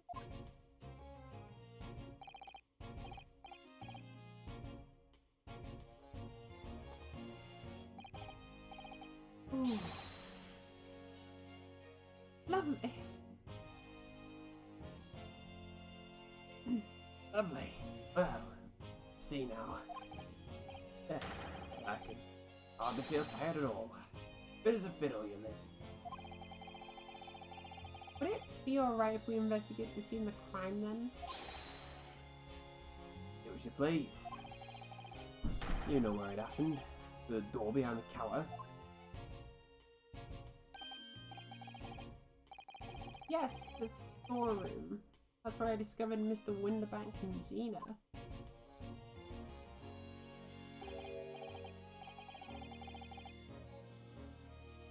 Right, well, I'll be getting back to business then. Will you be investigating the storeroom as well, Inspector? If I'm perfectly honest, we need to wrap this up before long. Can't afford to spend too much time on it. But there's so many articles to go through, taking forever, even with the lads working around the clock.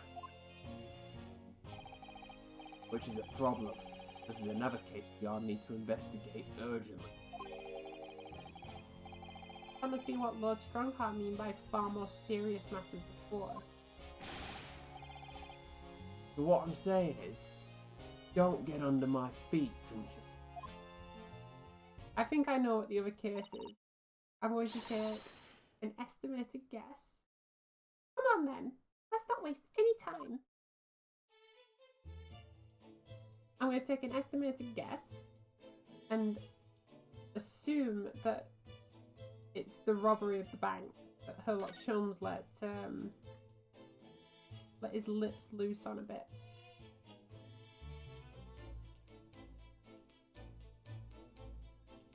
And who better to commit such a crime other than Mr. Eggert Benedict?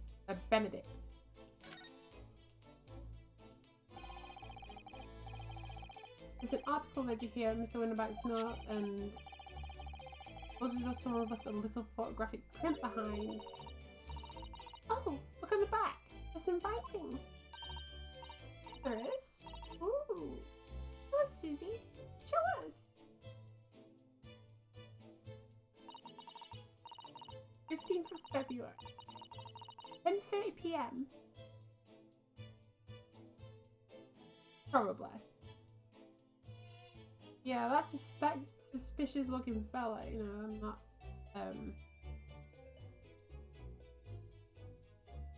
there's something about him. Article deposited. 1 gentleman's overcoat. Loan amount paid, £1. Redemption deadline, 15th of April, 10:30 p.m. A gentleman's overcoat pawned for £1. Clearly it was a very fine coat. I think... Yes! This must be the ticket for the overcoat that Ginny redeemed yesterday. And is still wearing, which belonged to McGilded. I would never have expected the redemption ticket to be handwritten on the back of a photograph. Seems Mr. Winterbank just used whatever piece of paper he had to hand. But this photograph of a cat, it looks very familiar, doesn't it? I'm sure I've seen this exact same picture somewhere else recently. Oh yes, you're right. Very recently. The same one Ginny gave us earlier. Of course. I was forgetting that she gave us that print. Well, what are you waiting for? Hey, that autumn. It's doing its own thing. Hey, hey, hey, hey. They're exactly the same.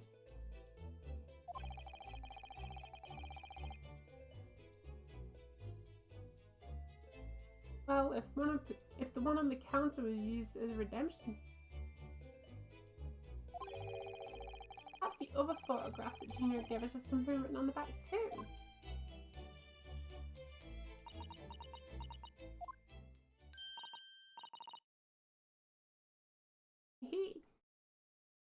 I've got it.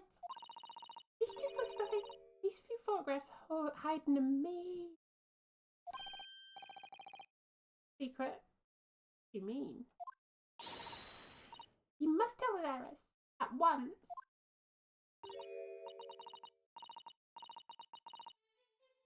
Do you really know? Yes, you need to tell us all that you know about this pair of photographs. Let's actually have a look at the photograph first.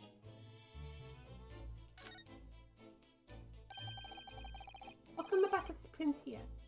Something written on it.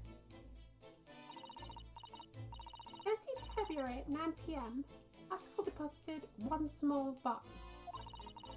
Loan amount paid, 10 shillings. Redemption deadline, 13th of April, 9 p.m. So this photographic print is a redemption ticket for an article that was deposited 2 days prior to the incident on the omnibus scheme. Small box. Doesn't tell us much about it though, does it? Perhaps it contains some valuable mementos. I can't help wondering. Presumably Mr. McGilded never redeemed the article in question since he still had the ticket. So, isn't it possible that the box is still present somewhere in the shop? Yes. And if it's something McGilded deposited, we need to investigate. Alright, get it.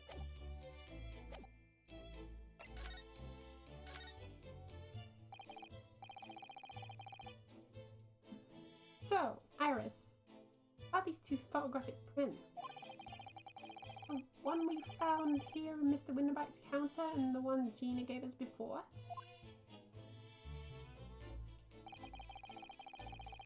What is this amazing secret you mentioned hidden between these 2 identical prints? the fact the cat's looking different ways. Actually, that's not quite right. Sorry?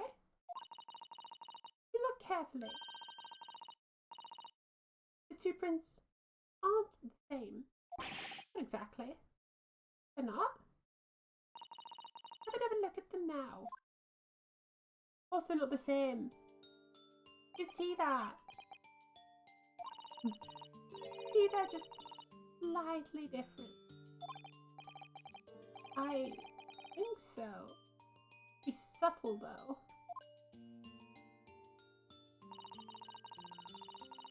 But what's the reason for this subtle difference between the two prints?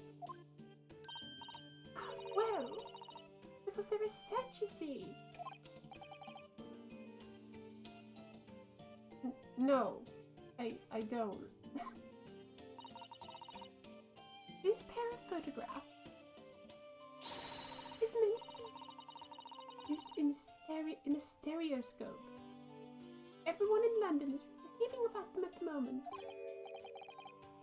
Ah, a stereoscope. I feel as though I've heard that word recently. Oh, yes! That's what Mr. Sholmes showed us yesterday. See? There it is! Just over there. Ah, yes. Of course. The magical machine that makes pictures look almost real enough to... Well, actually, it's quite possible to see the same depth in pictures, even about one of those contraptions. What? Really? You know how a pair of flat photographic prints can appear to have any depth in the first place? No, I haven't the slightest idea. Oh, wonderful! And I'll be able to tell you about it. She's over the moon. Bless her. We should let her explain though. We really need to carry on investigating. I, for one, simply have to know.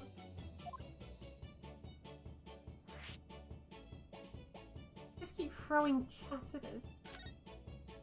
Have you ever considered, Runo, how our eyes see depth in the world around us? Well, I just open them and it works. But the reason it works is because we have two eyes. Two eyes. Shocking. We'll try closing just one eye at a time. I think you'll see straight away. What you see with your left eye? What you see with your right eye? However, so slightly different. You get a different view with each eye. Yes! The position of objects seems to shift slightly. Exactly. And in your head, your brain uses a chip to estimate depth as it merges the two views into one.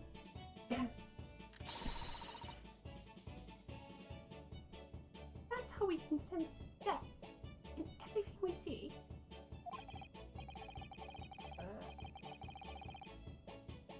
My brain really is amazing, isn't it? How it does so much without telling me.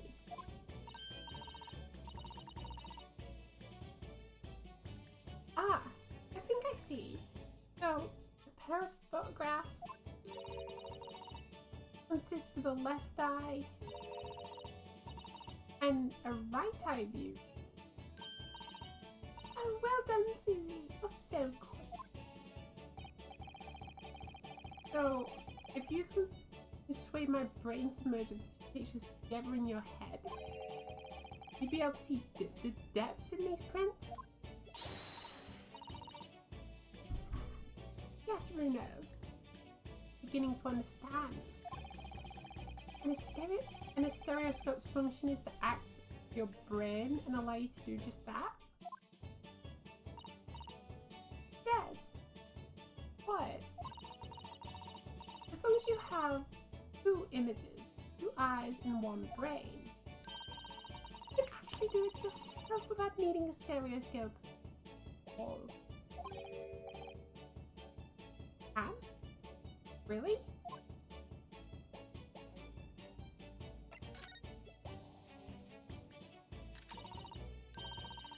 Try it.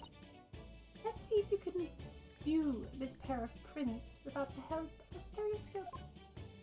Hmm? Oh yes, I'm dying to have a go. Suzuto really loves this kind of thing. You need to be able to cross your eyes. That's the main thing. We both do that. Cross my... I can.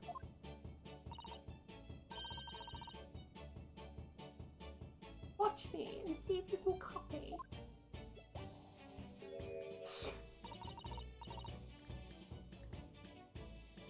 Make your eyes do this.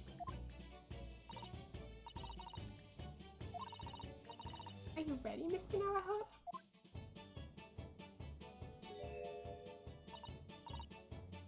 There, how's that? Wonderful!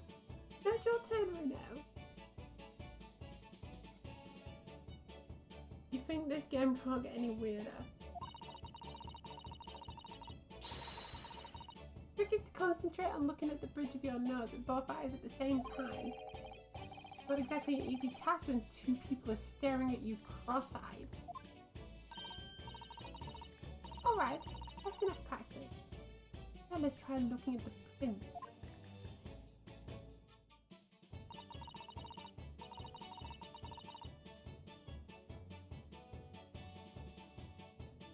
I can't do it.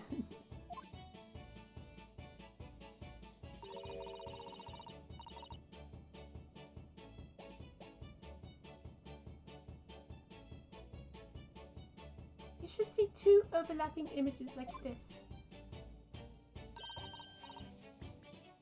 You try it, Runo. I'm just gonna have to give it a try, I suppose.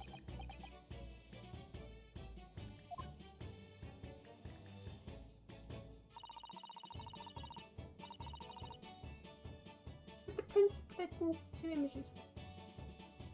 Now, next step. Put the pair of prints side by side like this. Then try crossing your eyes.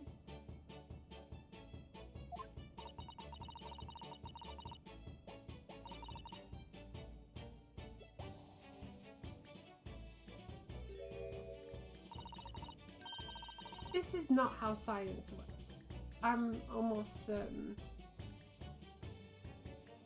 Or maybe it's just me. Maybe I'm stupid.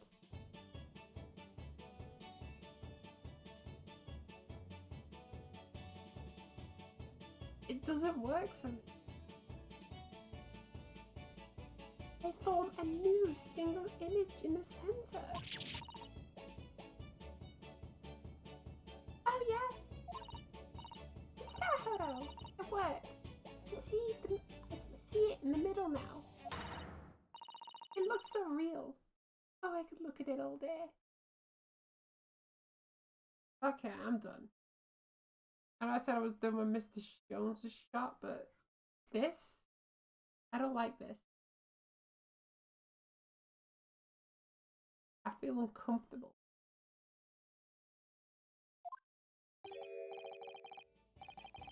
Tim. I wouldn't advise that. Your eyes might start to hurt. Your turn, Runo.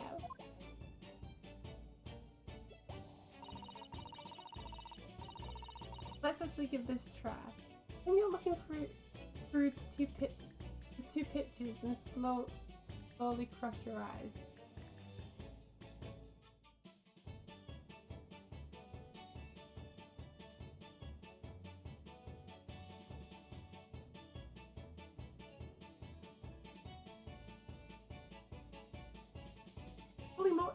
works.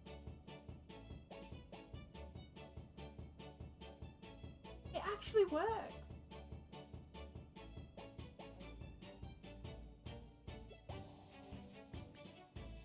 Whoa.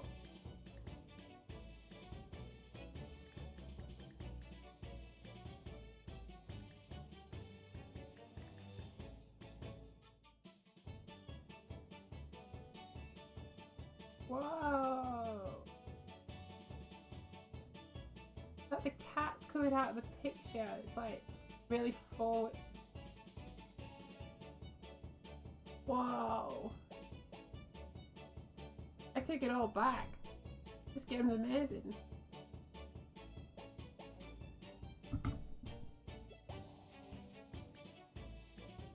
Whoa.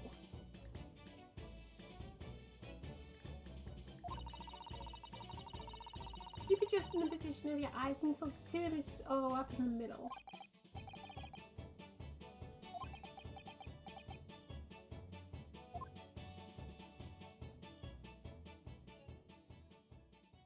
That was crazy.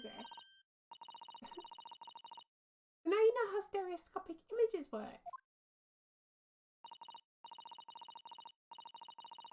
Well, I don't know who discovered it, but it is really quite extraordinary. Lol. That is the weirdest thing I've ever experienced. That is crazy. That is literally the kind of thing you get from like the 3D view. Granted, I don't want to play a game and, you know, kind of have to deal with like blurred sides and, you know, having to keep my eyes crossed the whole time, but that's crazy. I like.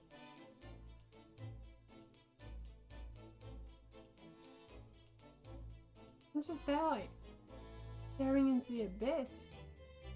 And really I'm looking at a picture of a cat that's like in 3D. Weird.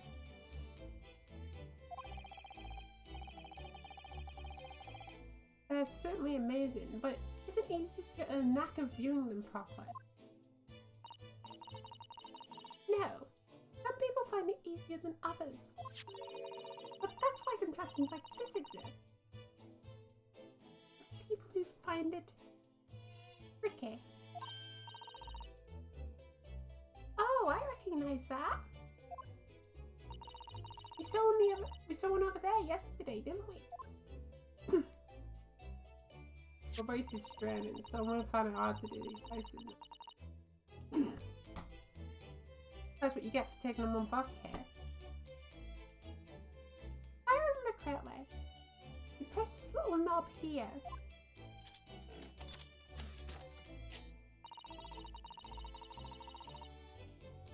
Then set the pair of photographs in the stand at the back here.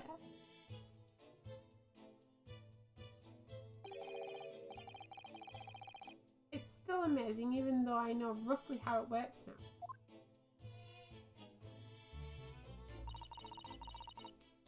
Well, London seems to agree with you. Stereoscopes are very popular. You can find one of these folding contraptions in lots of households in the city capital currently.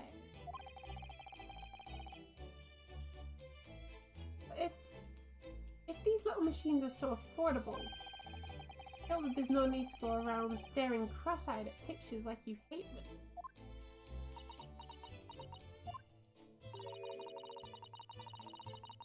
But it's so much more satisfying to be able to see the effect with your own eyes. Well, I think so in any case.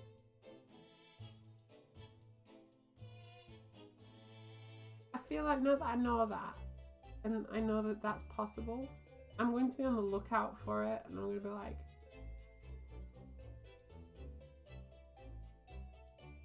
staring cross-eyed at pictures in the actual real world. And people are going to think I'm a little bit weird for it. And they're going to think I'm even weirder when they say, "What are you doing?" I say, "Dude, did you know this is in 3D. And that's how I end up in prison. For being on drugs, apparently.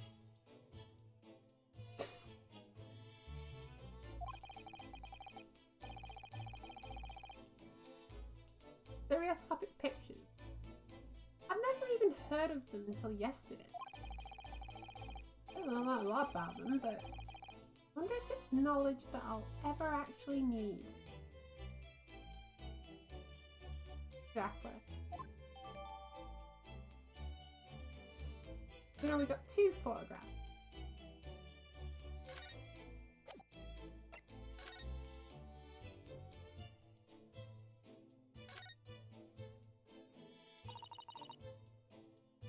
Behind that door. It sounds about right. You're right, it does. You're right, it does.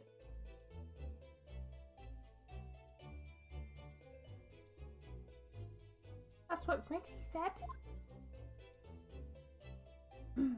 I feel like I'm gonna go into work tomorrow and have to mention the fact that I can do that, and then people are gonna be like, "You spend your nights doing some weird things." Oh, it's fine. They already think. Is that foreshadowing? You're definitely going to need that for the trial, aren't you?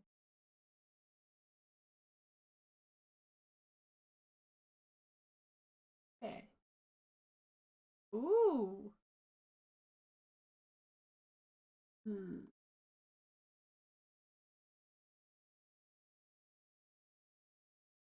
I'm going to BRB again while I think about what you've just mentioned there.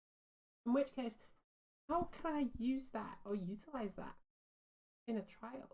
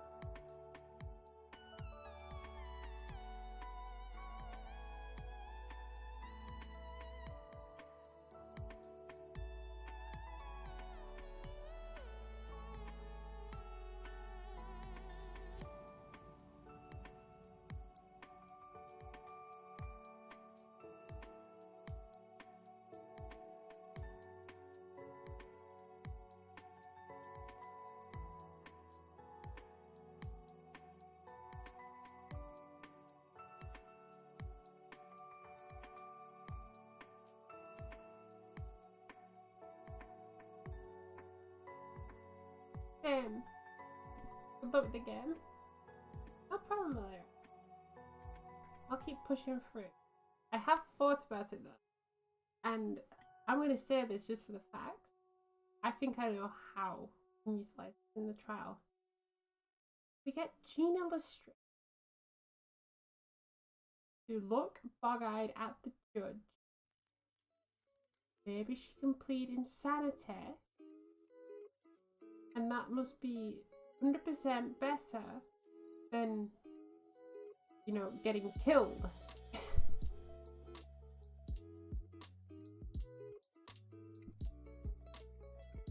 That's just my own thoughts.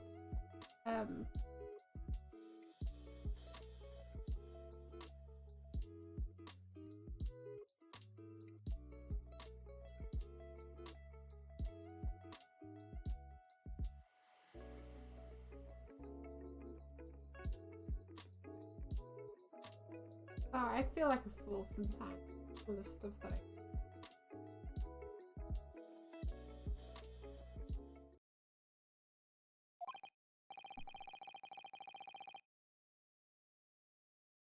Yes! And that's where I saw the dreadful scene last night. A little window in the door.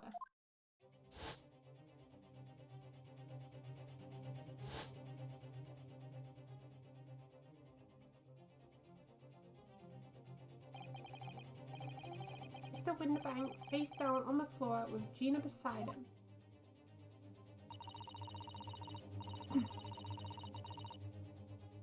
As the accused legal representative, you have the right to examine the scene, Mr. Naruhodo. We must make a thorough investigation. Yes, of course. And we will. Behind that door, that's the real scene of the crime.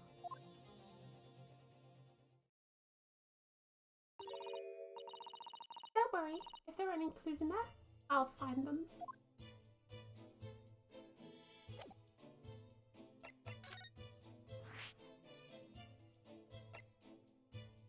Let's go to the Winterbank storeroom.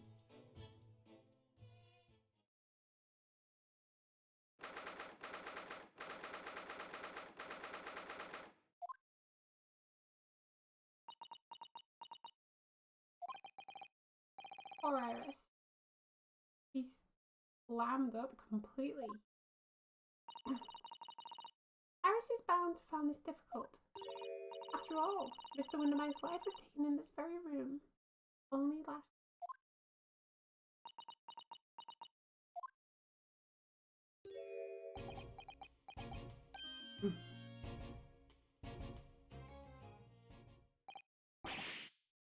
Wait, Inspector.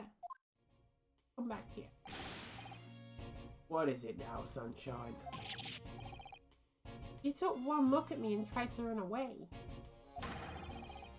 You think a Scotland Yard inspector would run away from some jumped up little defense lawyer dude?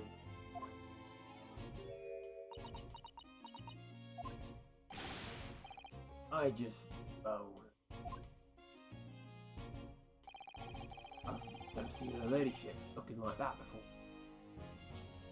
Hey, I didn't know what to say to her.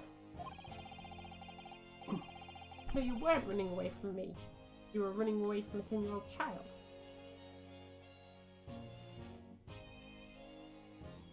Well, look, there's not much difference. I probably have the same mental age of a 10-year-old, so it's okay.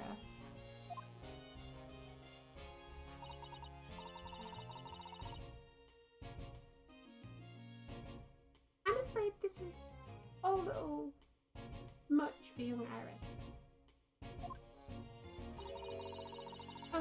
Gentle reassurance might go a long way, perhaps, Doctor.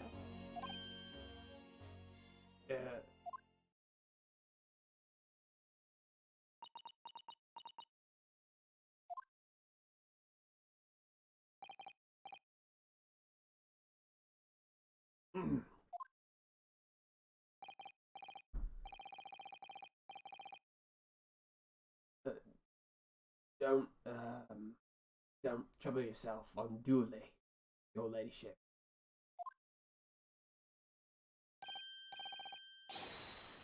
I mean, at least you're not dead, are you?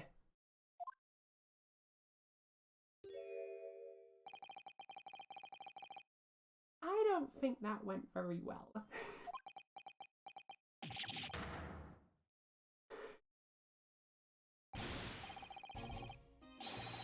Look, I'm in the middle of an investigation here, Sunshine. And I told you not to get under me feet. And we have to investigate. We have investigating to do ourselves. Yes. I'd like to hear more of what the socially inept inspector has to say. Oh, Hurley. And inquire how Mr. Sholmes' operation is going.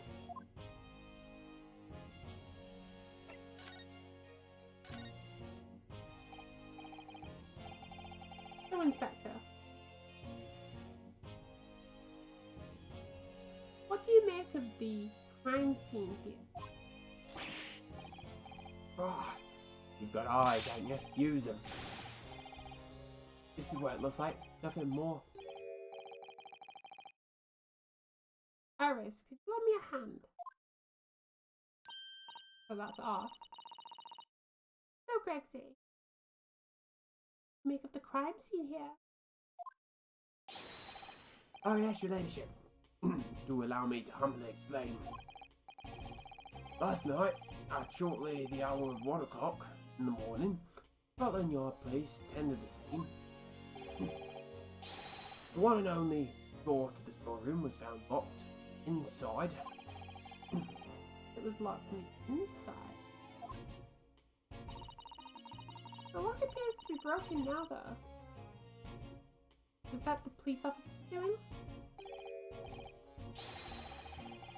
Quite right, Mum, quite right. Took liberty of smashing the door in as humbly as possible. Oh, And as you can see, the victim was discovered prostrate on the floor, thus-wise.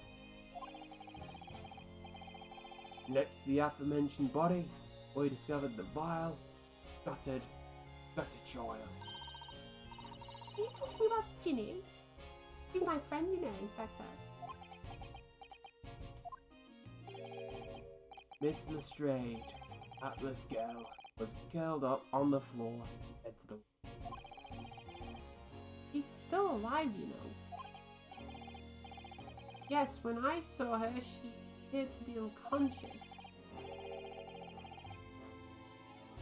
And I'm afraid to say, she had the gun that was used in her hand.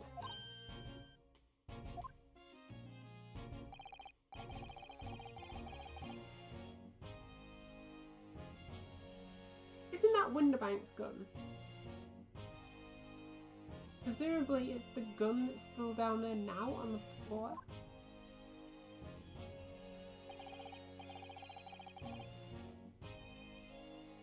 In her pocket, we found the key to the door as well. What? The key to this storeroom? Wrong character. What? The key to this storeroom? And you say the storeroom had been locked from the inside, Inspector? Correct.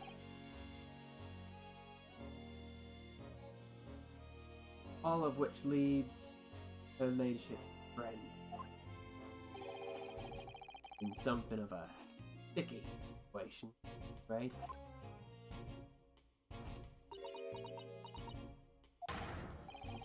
Obviously, my personal opinion is that it's all some sort of misunderstanding. Yeah, that's my personal opinion too. Of course it is, Inspector. Of course it is.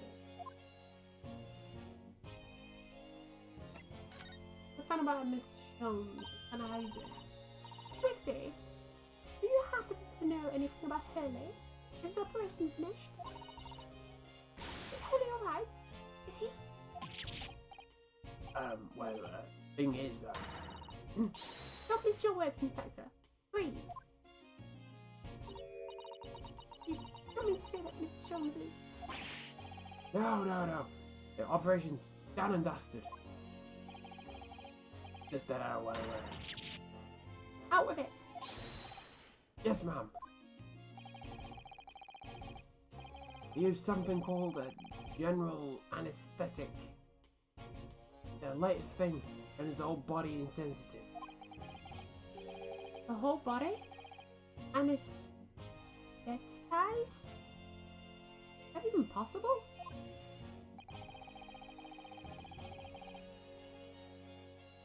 Means the operation can be completed while patient fast asleep. Goodness! In the Empire of Japan?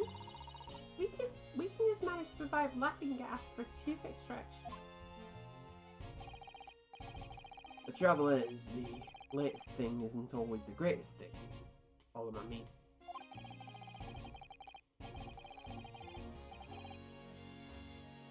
They couldn't get the medication to work at first, so it took hours for him to nod off. So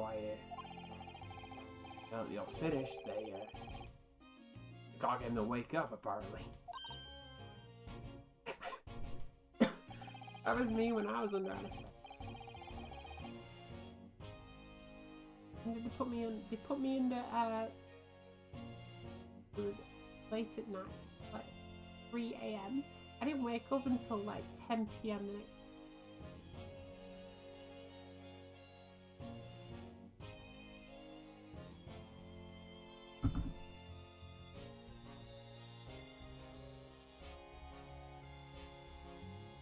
No one knows if it's the anesthetic's the nervous system or the bloke's just plain exhausted. Anyway, all I can do is stand back and watch until he comes round again. Really? The moment he opens his eyes, your ladyship, I swear, I shall get the word to you. What a surprise. Even in matters of life and death, Mr. Sholmes has to do things his way.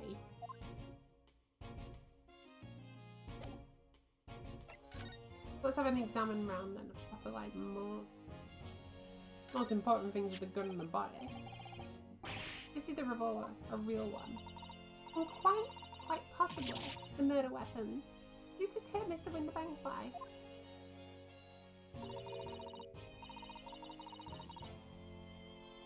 What's the matter, Sue? You and Runo look like you're about to fit. Well, it's just that I've rarely seen a gun in the flesh. And I've had issues with guns in the past. But anyway, we saw Mr. Winterbank with this yesterday.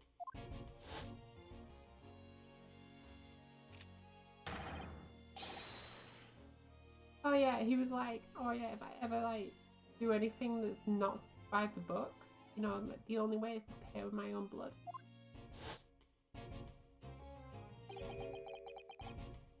It must be the same gun.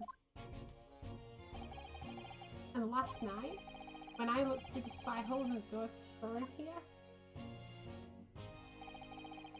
that was the same gun I saw in Gina's hand.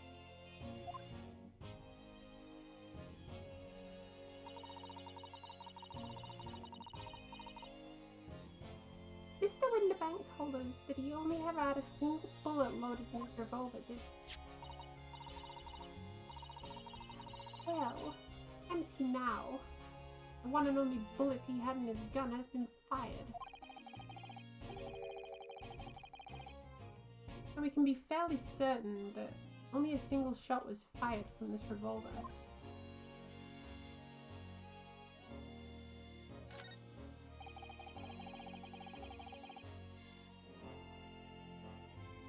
Ugh, I'm getting tired.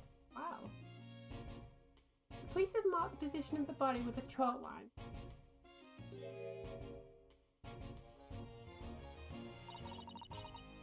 Hello, Mr. Winterbank. He was a nice old man. Well, he was shot just once through the heart. Most likely the fella died instantly. He wouldn't have felt a thing.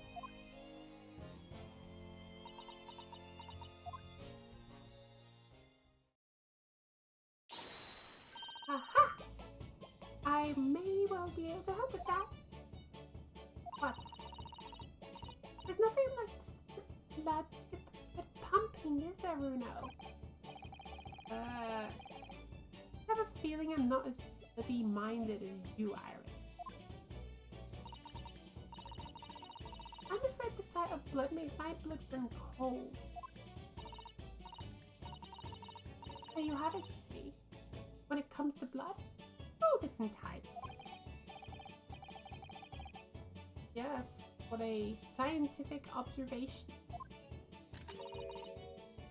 So you need this?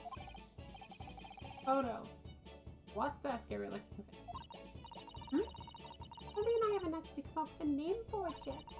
As soon as you see it in action, you'll understand exactly what it does. Watch.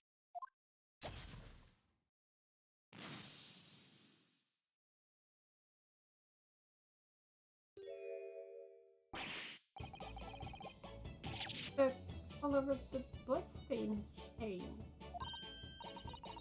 There! Makes sense now? Yes, I think I'm starting to understand. You're insane. Good. It works on the principles that different people have different types of blood, you see. Oh, wonderful. The chemical it fires combines with the blood and makes it change color. So you can identify whose blood it is that you're looking at in a flash. Isn't that perfectly timed?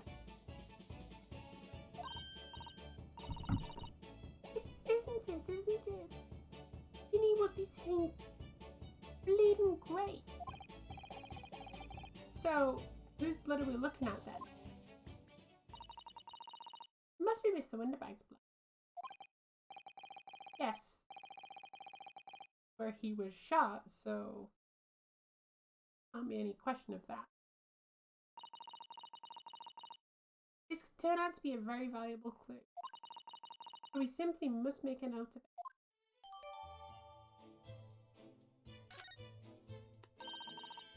Let's keep testing and adding the results of any other blood analysis to the portfolio. As long as I have reagent left, sure. I think maybe the only reason that's a valuable clue is if we actually open it, we have like a copy of the blood sample.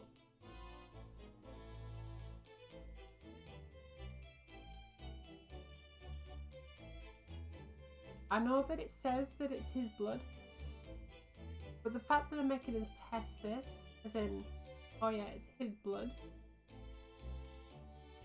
there's a very good chance that it's not his blood. Which means, you know, the body's just been planted there. Which means he was killed earlier. See? Thinking. Look at all these articles that have been deposited. The room's stuffed full of them. I can't believe how many there are. A bicycle, a gramophone, musical instruments, enormous painting. Look. Pieces of different people's lives, quietly gathering dust in here together. There's something very peaceful about the atmosphere. Or at least there would be, if not for the chalk outline on the floor and the policeman shuffling around. Not much I can do about that, sunshine.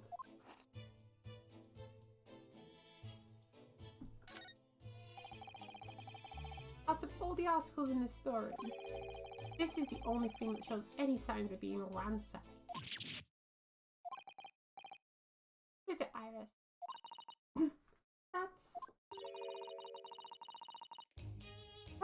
the box file my manuscript was. Iris's unpublished story, The Hound of the Baskerville. Surely, that's not what all this is.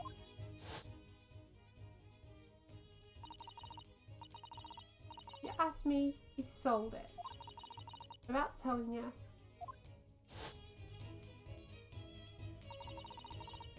You must check inside the box at once. Yes.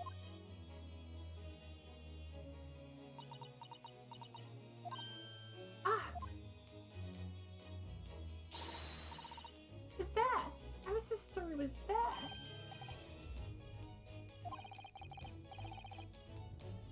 Well, that's good news. Isn't it, Eric? Yes. I mean, of course, I believed Haley when he said he deposited it here, but it's a relief to actually see it. Really? Because that's not a very well-hidden frown. She's sad because it didn't get stolen, which is going to make her question that is her work any good?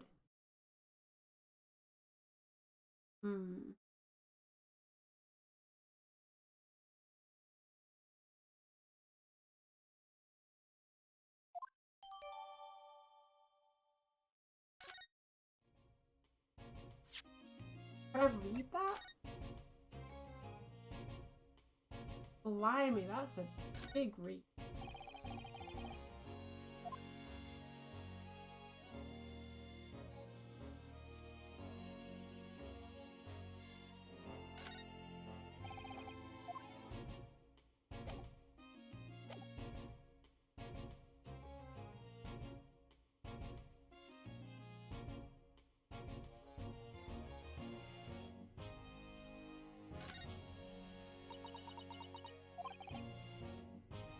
Iris? Don't worry, I'm alright. But we must find the true culprit. Yes, absolutely.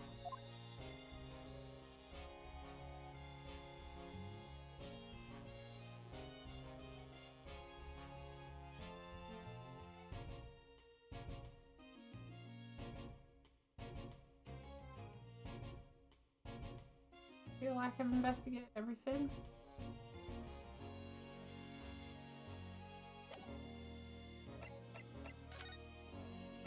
Anything I can present to...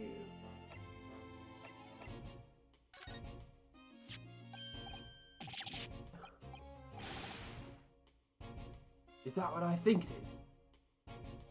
Your ladyship's latest? Yes, my latest story is called The Hound of the Baskerville.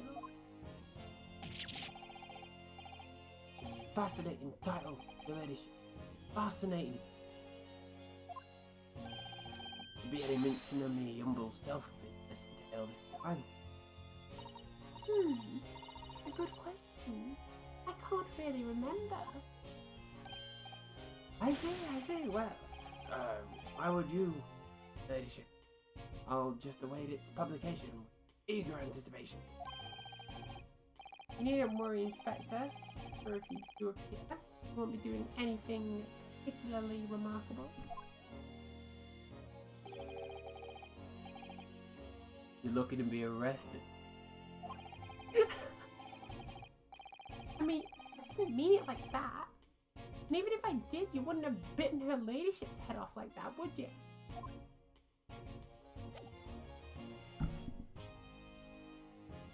Yeah, it doesn't really give us much. And there's nothing left to talk to him about, so...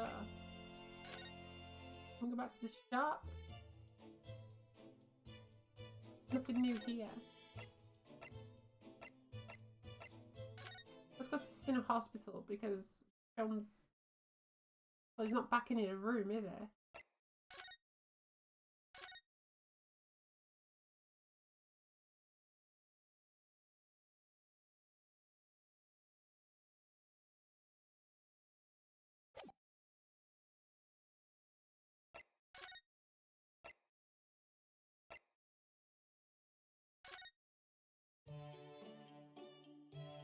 Nothing new here. We must have to do something here then.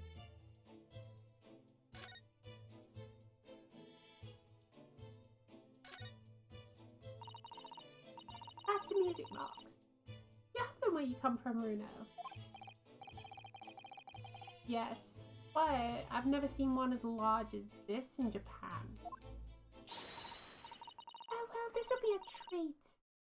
Shall we have a listen?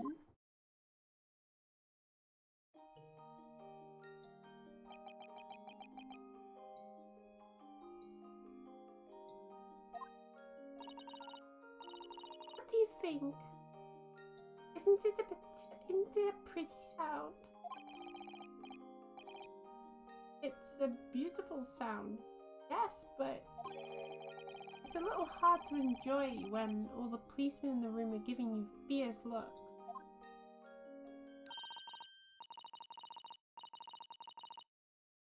Never mind that. Any of them say anything? I'll tell Gregsy to have a word. Iris Wilson, Superintendent of Scotland Yard.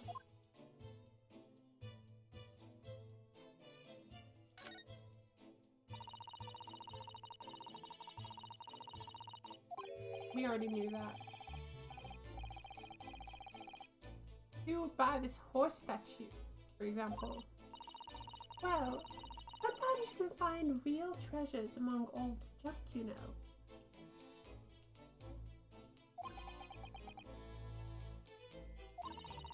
Are you alright, Bruno? Oh, it's just, well, it looks like a collection of useless junk as a whole, but when you pick out individual items, you can't help wishing you owned them. Even that horse statue.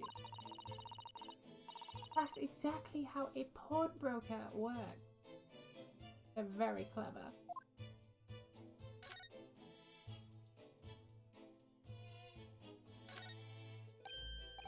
Ah! Look here.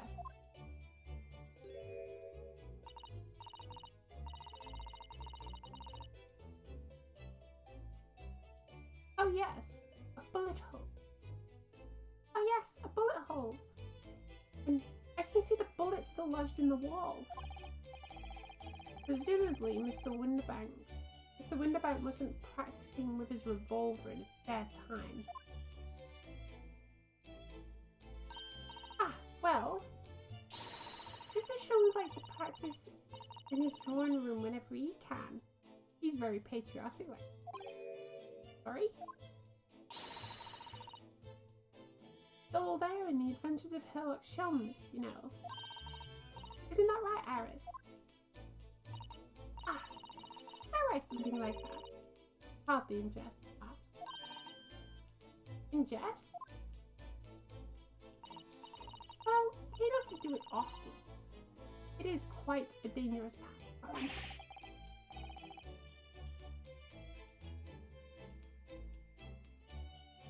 He doesn't do it often? He shouldn't do it once! Forget that now, Bruno. Let's examine this bullet. What's that around the bullet hole? Is that blood? Suspicious red stain on the calendar? Oh, right. If there's blood, it will change. It'll be the same colour as the sample from the storeroom. We'll know that it's Mr. Winterbank's blood. There is a grey flaw with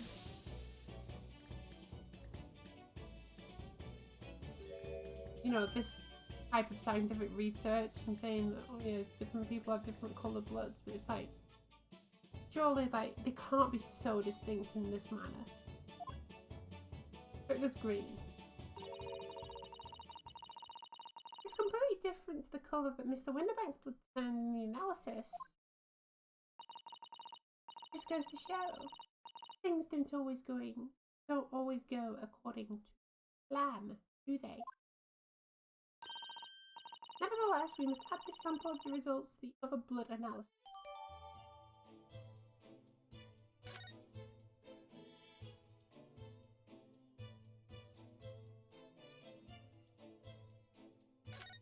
We know whose blood it is.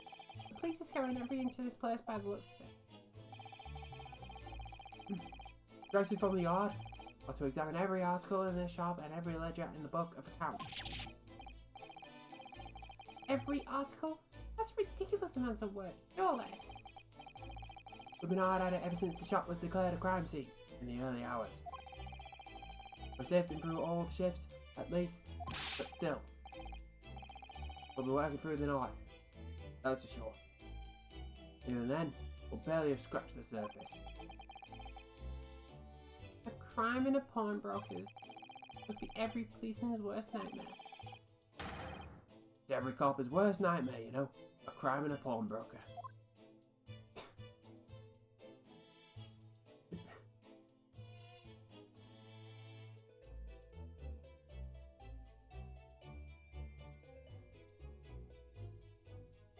Sometimes I just feel, what is life?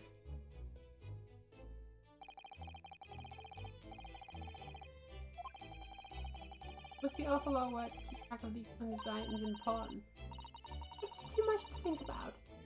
I have to just sell it all and have a clean head, if you like. But clearly Mr. Winterbank was very careful when it came to the articles in his care.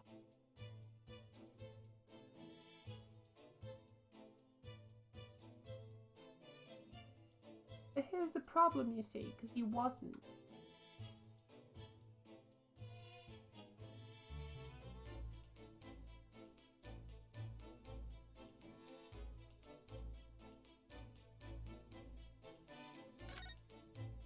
Just making sure that I scour everything. I'm fairly sure this contraption was here yesterday as well. So I'm not confident I can get it closed again. Yes, that's a folding stereoscope. Really? This is a stereoscope. Mr. Sholmes showed us a picture yesterday that you were supposed to be able to see in 3 dimensions. But for that he used a great big contraption over there.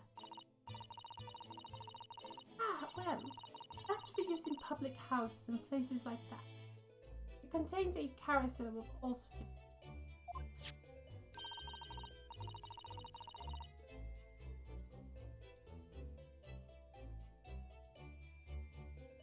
But this little thing is so much simpler, is a much simpler design to use at home. There are special shops selling prints you can use in them. I have a little collection myself. I wonder if I could make money out of these in Japan. It would beat keeping the toilet sparkling clean anyway. I think, you know, that I don't easy to beat that anywhere. This officer's been staring intently at the wall ever since we came in here. Ow. Oh, sorry. Major clue just. Really? I mean, let's tell Grexy at once. As soon as I report it, that'd be it. I'd be stuck here even longer. Look here. You mean? I haven't been home in 2 days, ready? I need another constable to leave me. If. They really have a tough time, British police. That doesn't stop us investigating though, does it? Oh, I suppose not. I'm fairly sure the calendar he was staring at.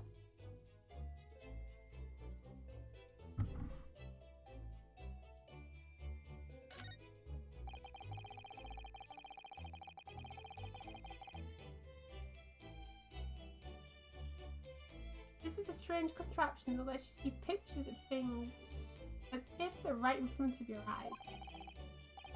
It makes you think when Mr. Sholmes gleefully showed us to it yesterday, you were blissfully unaware that any of this was about to happen.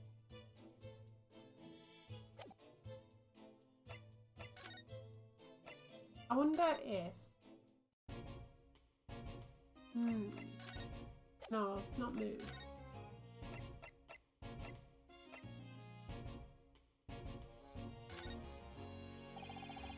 Inspector Gregson, give me your opinion about this.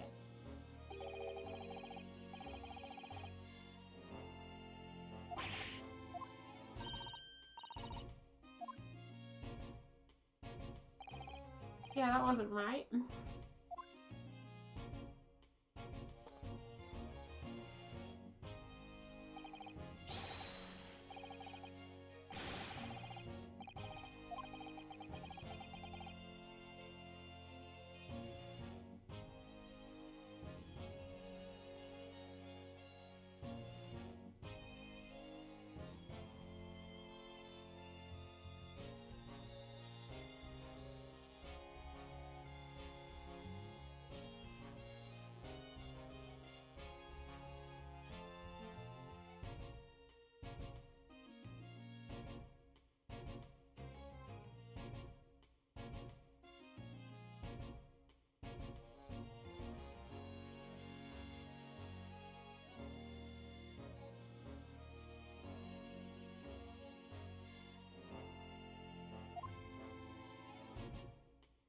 Yeah, I was thinking. Inspector, what do you make of this? What are we here then? Redemption ticket for an article deposit here, is it? By someone, the station out, put the back away with the paper they had to hand. Yes, ticket McGiller's overcoat. The one that little diver turned up with yesterday. Oh, actually, no, it's not.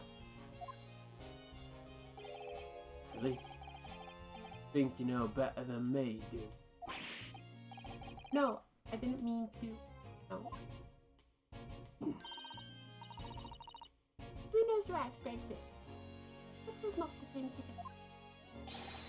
Of course it isn't. Of course it isn't.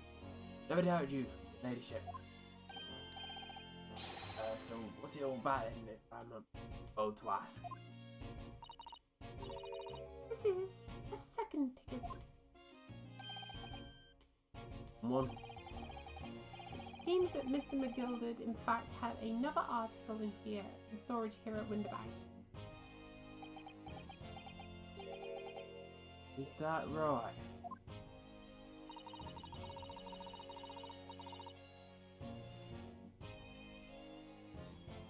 I think we need to discuss this further with the inspector, Mr. Carhota. Oh, good.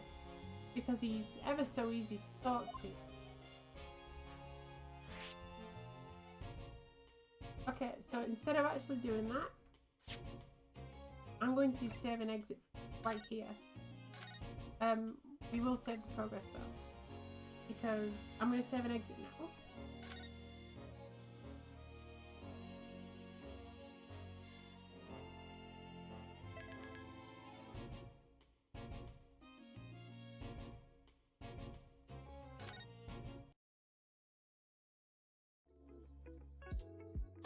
Because my voice is going and I don't want to push it too much, and I don't know how much of that investigation scene is left.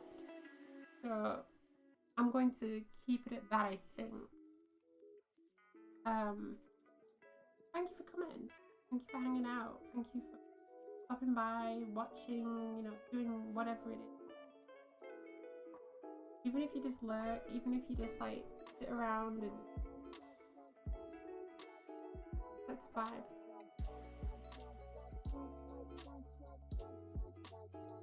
I'm back and I feel refreshed and ready to go. But a new look. I'm working on things behind the scenes. And soon I can hopefully reveal all. I don't know when, but hoping soon.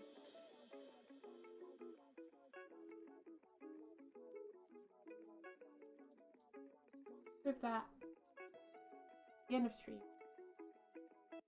I wish you a wonderful day, wonderful rest, wonderful evening, pleasant dreams, happiness that comes to you.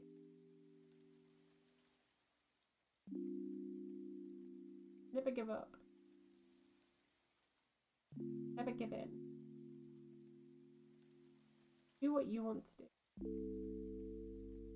You have a vision to do. That's what matters. Don't give in to peer pressure. Don't give in to anything.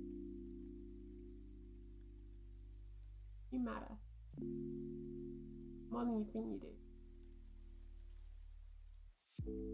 Take care of yourself.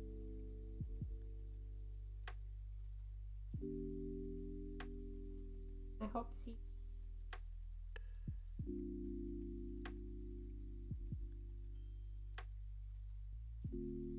I want you to be happy.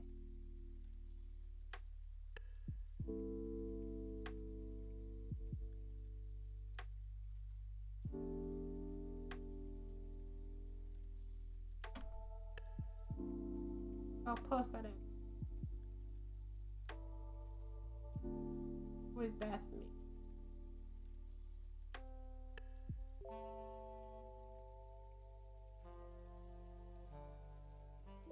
I'll be there.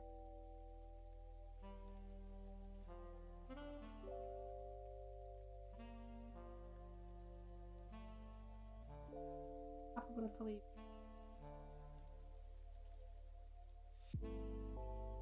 and look after yourself.